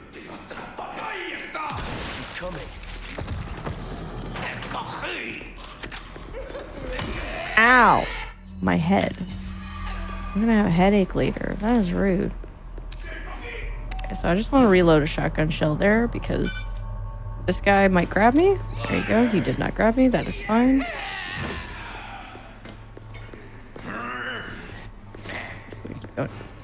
Alright. Yeah, just kill him on the way down. It's fine. We're gonna ignore that silver case because we don't really need it. And skip we go. What the heck? What was that? You decided to come back a little bit for a second. That was weird. Never seen that before. Yeah, I haven't seen that. That's a first for me too. Leon got cold feet, I guess, jumping over that ledge. Yeah, he's unsure about things. You know, I'm very unsure as well, Leon. It's fine. We can be unsure together. Excuse me. Pardon me. So a lot of this part here on Island is really scripted. After doing the first turret skip, you kind of go through these areas, but the same for the most part. There's obviously a couple of things you have to keep in mind for it. There is a tiny bit of RNG, shockingly. What? There is some things RNG? Crazy. Again, I know it's here. It's rare. I'm telling you, but it's here. With the enemies up ahead, with this area specifically, these fellas, the nice looking regenerators we got. The jiggly boys. The very jiggly boys. Love the jiggly these boys. guys, they're pretty static for the most part. Yeah, So they're not this too area. concerning. Sometimes they can be a little grabby, but it's not too bad if they do get grabby. We're just going to maybe get through this. There you go. Easy puzzles. Another puzzle that changes between standard and assisted and hardcore and pro is that one right there. Yeah, it seems like majority of the puzzles. Hello, regenerator. We're just gonna take a long turn here. A lot of the puzzles in this game definitely change between assisted, standard, and then hardcore and professional. It makes it a little bit more interesting when you go back around to kind of throw you off, I guess, for replayability. All right, make sure he doesn't. Oh, okay. Nice, Juke. He decided to be nice. Thank you, Regen. Regen 1 and Regen 2, and then Regen 7 million downstairs. Regen 3 through 7. Yeah. We gotta start giving them names. Jack, give us your best names of which you would name these boys. Specifically, let's give this one a name. This guy right here. Smiley goon. Shit, again? Oh, he's not being nice. Okay. Oh, is he? Oh. Okay. That was odd. We do not give that generator a name, actually. No, he deserves gets no to stay name. nameless. Yeah, he gets no name. He was very rude. He doesn't get a name anymore. That's okay. We start right here anyways. It was right at the beginning of the timer, thank God. But yeah, that can happen sometimes. A little annoying. We did have some funny names, though, show up chat. Right. We had Puddin. We have Puddin? I kind of like Puddin. Puddin. I like Puddin. Hubert. We got Heck Razor. That's a good one. Razor. Filbert. Timothy. Okay, That's a good he's doing one. this thing again. He's doing this thing where he pushes me out. And I have no heals. That's great. Come on, it's taking so long.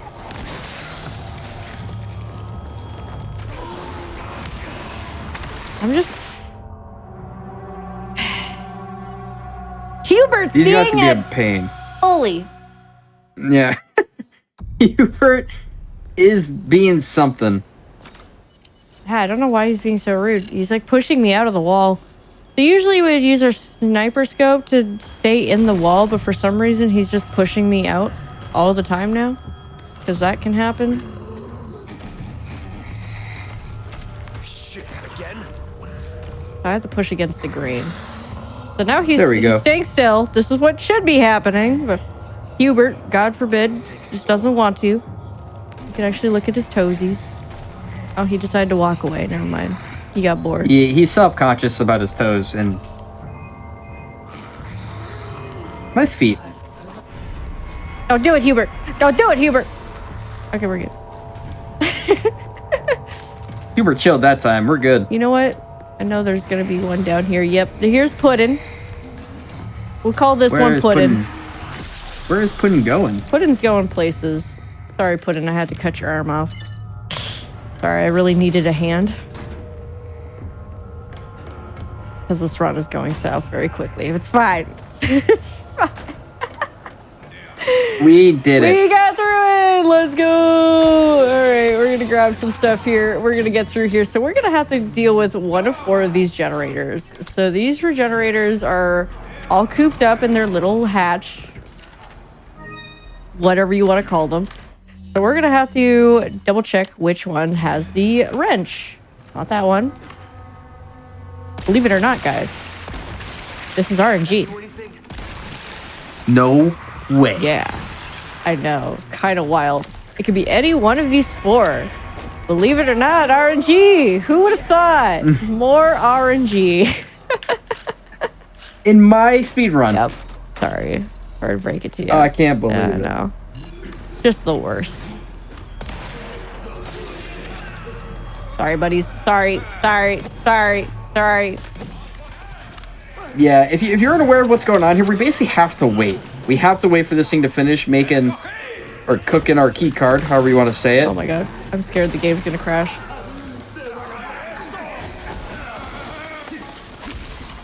I am a little... It's fine. It actually was. That's insane. If I did not heal there, I would have died. I would have definitely died. Oh, none of this is going well. Please. Things are happening. I have no heals. Oh, there's a heal right there, but I'm not going for it. You make this. It's fine. It's fine. There we go. No problem. We are out of there. This is great. I love this. Everything is fine, chat. Yeah, I love this for us. Please give me... I don't want a magnum ammo. Please. Oh wait, there's a bass we get a free up here. heal. Actually, yeah, there's a bass up here. We're good. See, guys, get some claps in chat for that. We got through just fine. I've never actually seen someone survive a dynamite under the feet like that. That was scary. I was just like, am I good? I'm gonna take a heal. Although if I didn't take a heal, I definitely would have died. Oh yeah, absolutely. Okay, so we're going to switch mouse again. So we're actually, the game does heal you, but we're actually going to get our bass. Not looking so good. He's a good boy. We love the bass. All right, so we're just gonna... Could you give me a boost? No, I'm out of here. Bye-bye. Bye, Ashley. Bye, Ashley. Bye forever. So we're just gonna leave Ashley behind. So we're skipping essentially an entire crane section. You know that crane section right there? I kind of forgot about it, honestly. But there's an entire crane section there that you can just skip. Not even think about it. Very nice. Because usually we would have to break that wall right there, just to get to this elevator. But because we can use the sniper scope skips, we can just go straight through the doors and not have to worry about it. Easy peasy. This was when we first discovered the sniper clip skips. This was the very first thing we skipped, and everyone rejoiced. Yeah, it was all over Twitter, all over the place. Everybody was like, "Oh my god, no way! Let's go!" And then Capcom took it away. It's fine. I get it. Their game. They can do what they want. Ashley, are you impressed? I was thinking. We work well together, don't we? I guess so. Ashley, you haven't done a whole lot. Well, you did a lot in the water hall. Become an agent like you. What do you think? Yeah, Protect the US from any and she all definitely threats? did. You did. You're doing great, sweetheart. First, we have to make it out of here. All right. You're no fun. Yeah, I'm definitely no fun. I just want to get out of here. All right. I just want to get her home so I can go enjoy a nice martini on the beach or something. I don't know. Whatever. I don't know. What do you guys think? What do you folks think that Leon does on his off time when he's not trying to save the world? You bastard. I'm always up. I think he plays Resident Evil games. Oh, you think he plays Resident Evil? Yeah, Plays he as looks like the himself. type. He hangs out with Ark Thompson. There we go. What? Guys. That was crazy. Guys. Y'all. How did that miss? I'm so confused. I'm not sure. He just didn't care. He just went right around. So we're actually gonna watch a cutscene here. But first, I am going to do something real quick and repair my armor, because if I don't, we're gonna have a bad time here. But we're gonna watch a little cutscene with Krauser.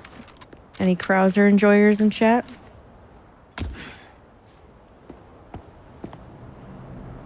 I've been waiting for you. So in professional, we would the changes a bit. We would grab the Killer 7 to do this fight.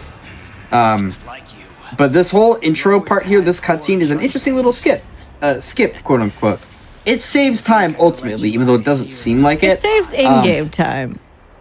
Yeah. The weird thing about this is while this cutscene is playing like this isn't a video. This is actually kind of happening a little bit in the game. Krauser is actually moving. And for some reason, if we skip the cutscene at a very specific point, Krauser will start the fight kind of where he's standing right now, way more to the right than he normally would when you would skip it instantly. It's going to cause his AI to get a little confused, and he's going to actually bug out where he falls out of bounds, and we're allowed to just skip through this whole first part of the fight. We don't need to shoot him at all. I had a revelation. The most important thing in this world is pure, unadulterated power. Spot on, actually. You did. That was perfect. Did you just call me Ashley? But at least you had No, some honor. Oh, I said spot on, actually. Sorry, spot on, actually. I think I might have screwed it up. It's fine. We'll see what happens. Not like I have a choice. I got distracted. So we do have to pause it at a very specific point, which might have messed up. We shall see. Oh, no, we're good. He's gone. Is he gone? Where'd he go? What the Krauser doing? What is the Krauser doing? I don't know what the Krauser doing. He's running somewhere. You can hear him running. He's trying to go somewhere. You remember the fight in the jungle? You remember the fight in the jungle? Made it out alive. Go with your gut, don't think. With your gut, don't think. Yeah, That was the first thing you taught me. that was your first thing. Very first thing. You're sloppy. I know this run actually has been very sloppy. Thank you for reminding me, Krauser. That's not cool, Krauser.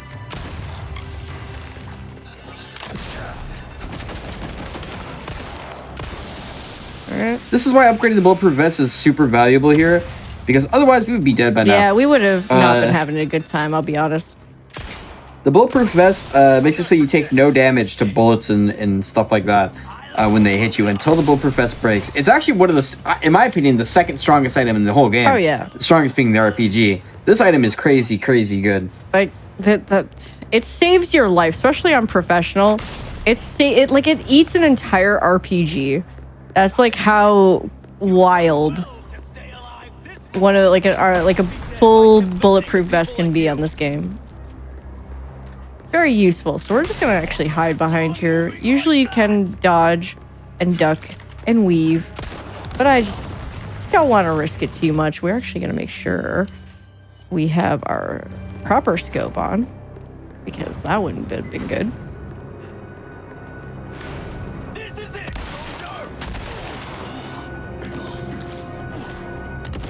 That's doing the phase 2 of Krauser here, basically to stagger him a few times and shoot him, and so we can get him to just end his first phase.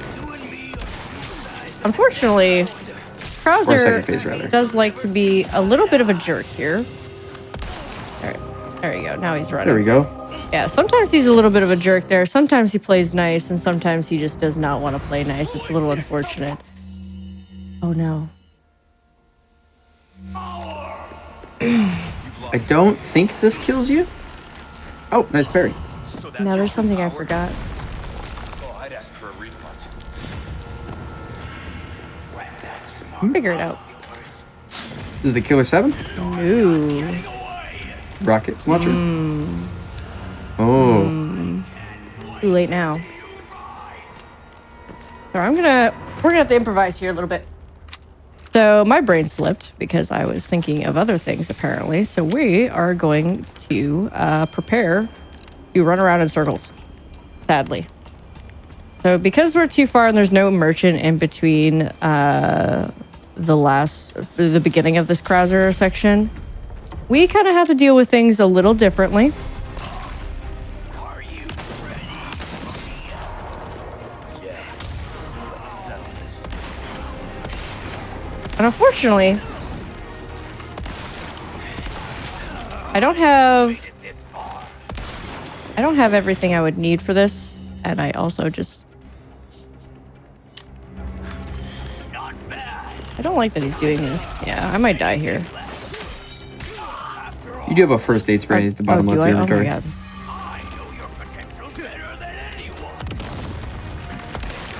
Sometimes speedrunning requires improvising, Yeah. and RE4 is no exception. So sadly, I don't know what his health is at because I can't see it. Thank you. Thank you, game. Thank you. At least it's... I forget what happens at this point. He just goes away. Oh, he does that. I was on the ladder, but... This is... Where am I? You are floating. I'm floating, and I don't understand why. This is... Can't believe I forgot the shot. I can't believe I forgot that. Oh, I'm kicking myself in the teeth. It's fine. So you got this. Okay. You are just... And sadly, I don't have like a whole lot of... I really wish I could see his health right now.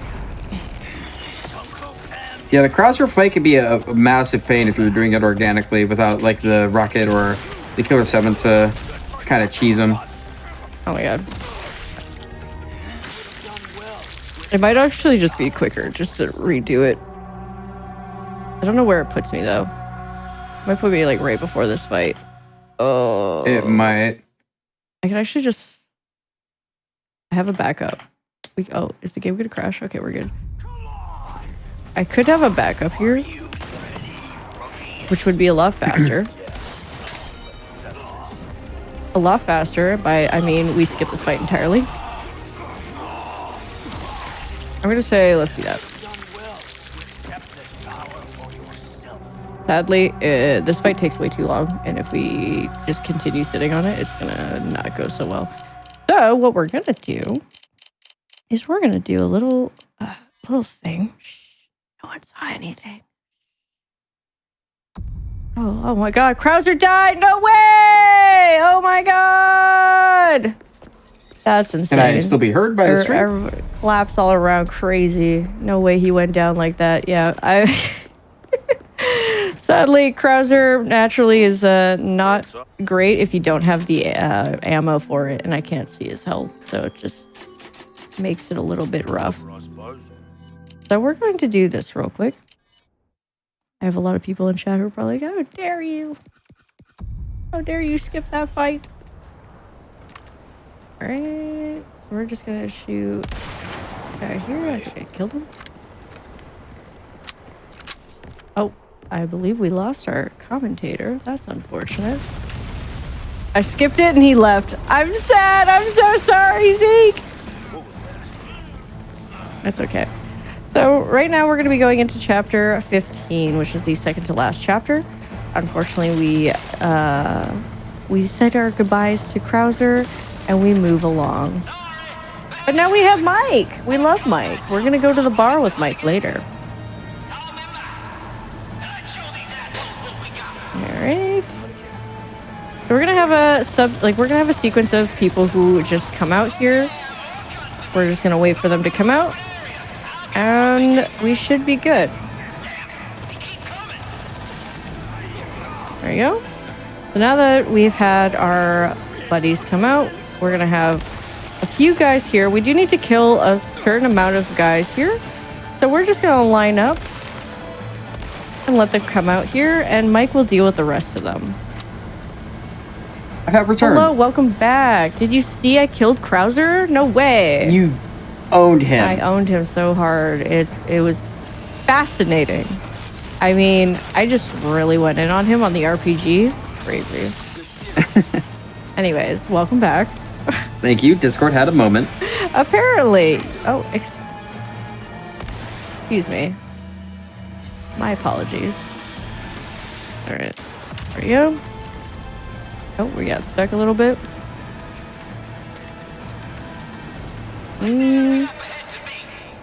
All right. Yes. So now we're just kind of going to be going through here, helping Mike out a little bit. Thankfully, we're going to be hopefully going for a war room skip coming up right now. So we're going to be using 2 heavy nades. Hopefully, don't grab me, please. Thank you.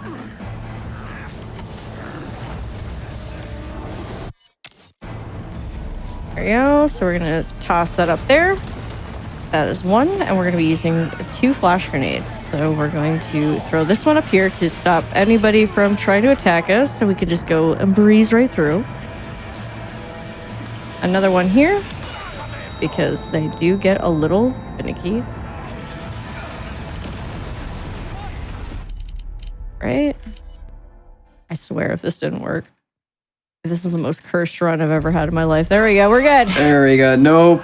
No problem at all. But Cat's doing here is a cool little out of bounds and a setup to another skip. Yeah. I guess the skip, but time save. But this here is a setup. Something I'll just only say what it is, but I'm not going to describe it. It is called duffel bag.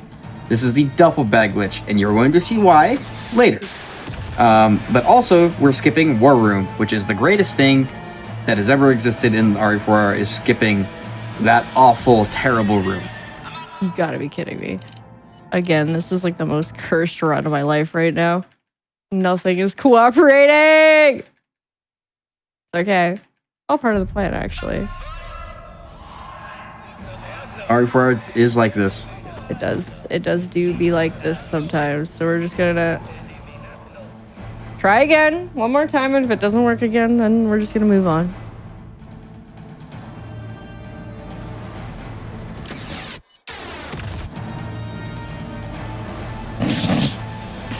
We are pause champing right now. Pause? Oh, thank goodness. There we All right. go. We got it. All right, so now I can't die. I'm not allowed to die at all at any point from here until now, and I cannot reset any checkpoint. If I do so, it will completely cancel out the glitch that we want to do later on. So it's a little bit of a pain, but it's worth it, in my opinion. I think it's like super funny if it happens. Oh yeah, it's the duffel bag glitch is so good in like every possible way. So we're gonna come up on it shortly after the last turret skip of the game. So we are hoping that we get through there nice and easy without dying, and we can actually show off that skip. Shit, my body armor. Just hit me one more time. Just hit me one more time. I've already having a bad time with this run. Just hit me one more time. Game knows how to kick you while you're down. It really does. It likes to remind you that you're having a bad day. That's okay. So we're going to just spin this twice and go right under, because you don't have to spin it all the way. Fun little thing. Love that. But we're actually also just going to go right through this door, because I, don't like going and spinning more wheels. So we're going to go and just go right through the door. Almost there. So this is where we're going to be coming up to the next turret skip. This is the most stressful one, I would say. Yeah, this turret skip is a bit scarier because there's a lot of enemies that are in the way, and we got RPG guy we got to deal with up here, and then we're basically relying on enemy AI to assist us with this one. Mm-hmm. Kat is gonna run up to this laser. She's gonna get rid of this fella, and now we're gonna hope a Novi charges us and pushes us through. It did. It worked. But then it didn't. It like sucked me right back into it. Yeah, this skip is just a nightmare. Almost there. like to announce my retirement for this game. Alright, please! Alright, we are doing just fine. It's the way she goes, so you kind of have to rely and hope that an enemy pushes you past the laser there, which is, it seems easy enough. But then that happens. That does happen. It does happen. It does happen, unfortunately, where it just decides it wants to shoot you because the other enemy died so quickly. So we're gonna probably have to do this the normal way. If I had to imagine. I'll try one more time. Ashley, I'm coming. You got this? I don't, but thank you.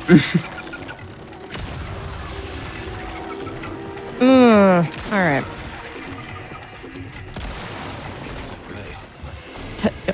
Alright.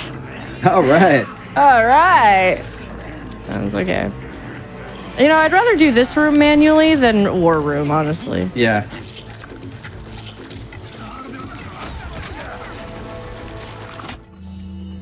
Alright, we got through. There we go. Cheese! Louise, Papa Cheese, we got through finally! It probably didn't help that my armor was super low. I wasn't really paying attention. Yeah, that definitely didn't help. Yeah. It is what it is. Also, my health was super low. That was also probably a problem. But it's fine. So because we died, we don't get duffel bags, sadly. So we have to carry Ashley manually, and it's very slow, and it's very torturous, but we're just gonna do some funky things real quick.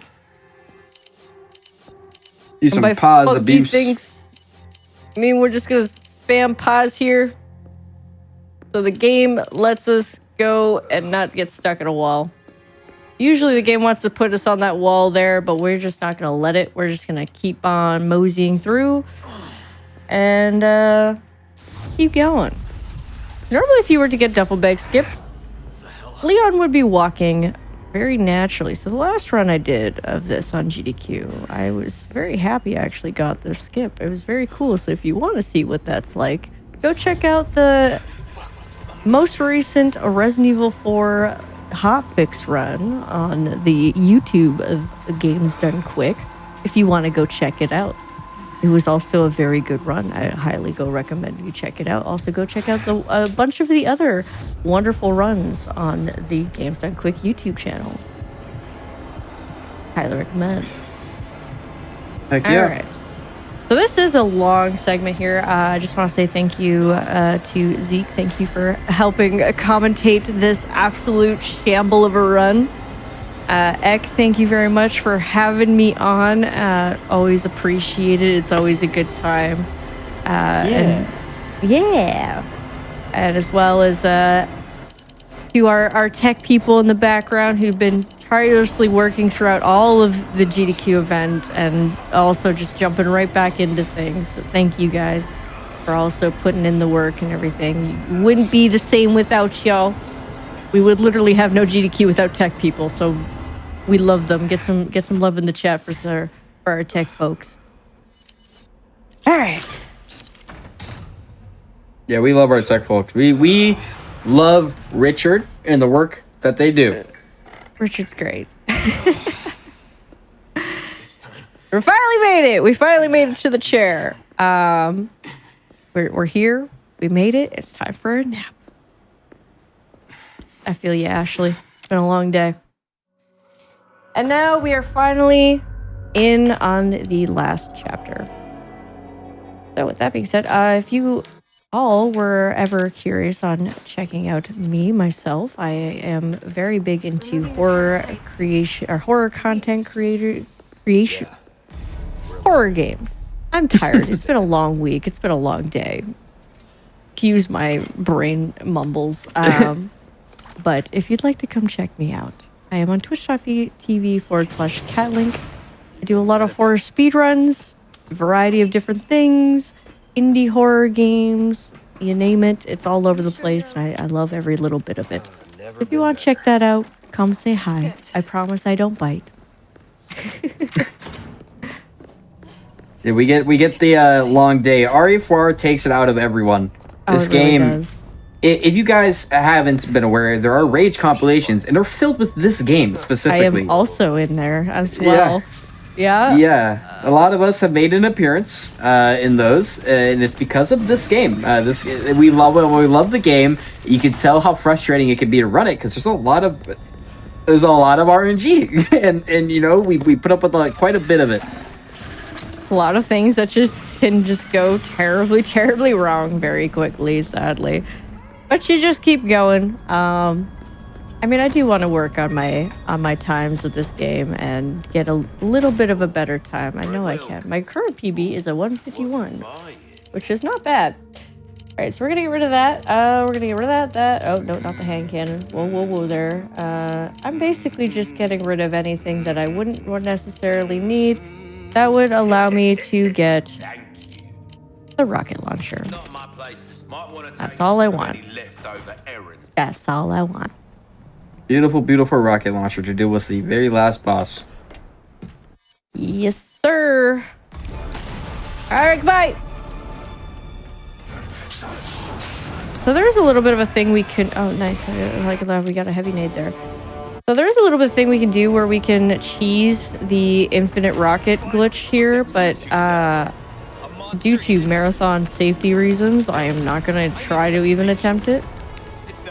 Because if you mess it up, everything just goes wrong very quickly.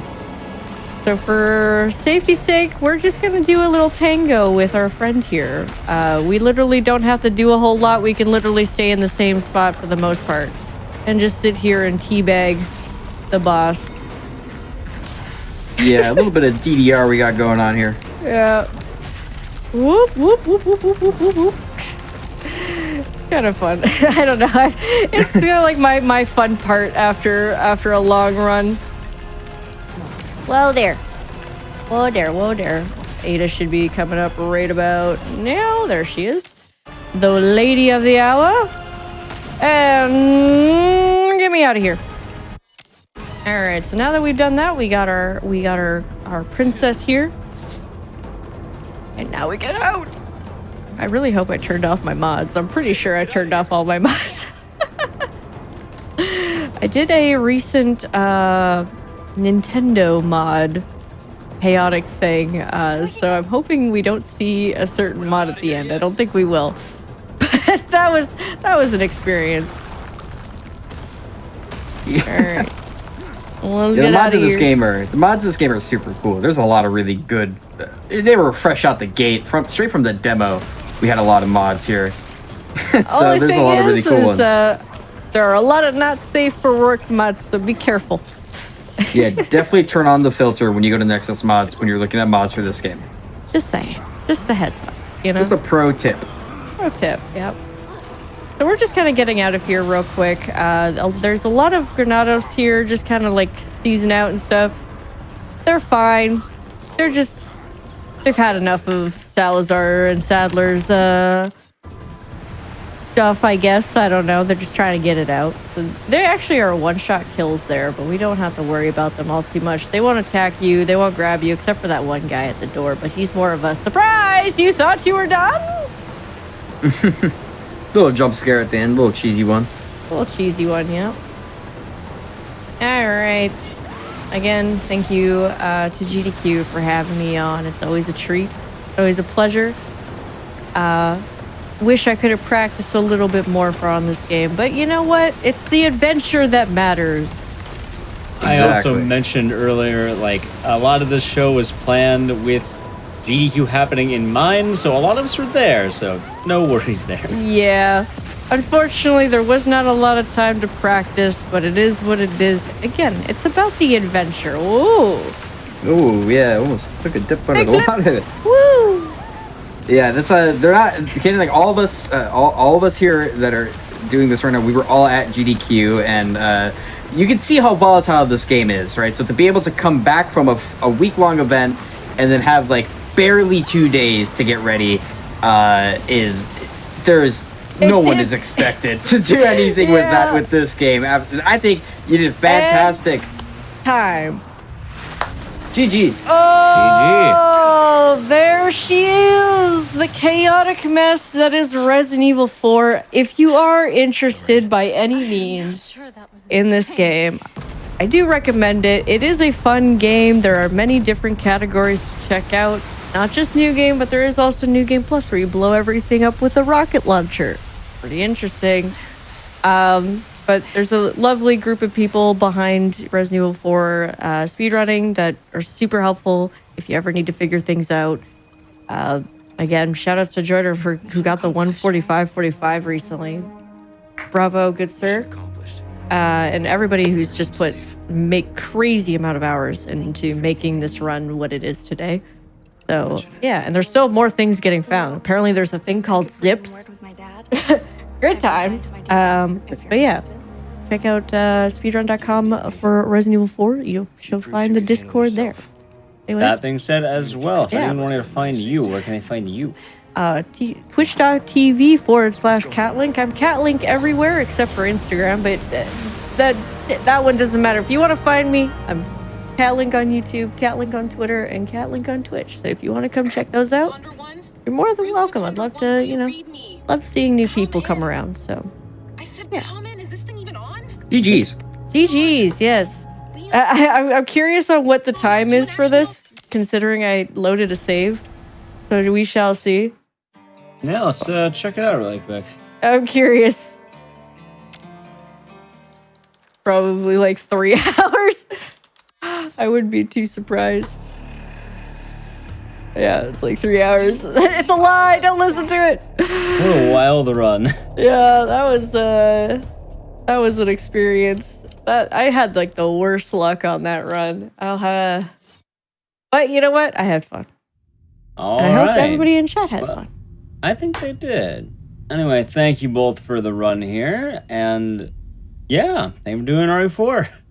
Thank you. Alrighty, that about wraps up our show for the night. I do want to say thank you everyone for watching. Hope you all had a good time. It's nice always being back on the Crypt, and we're going to be back again in about 2 weeks.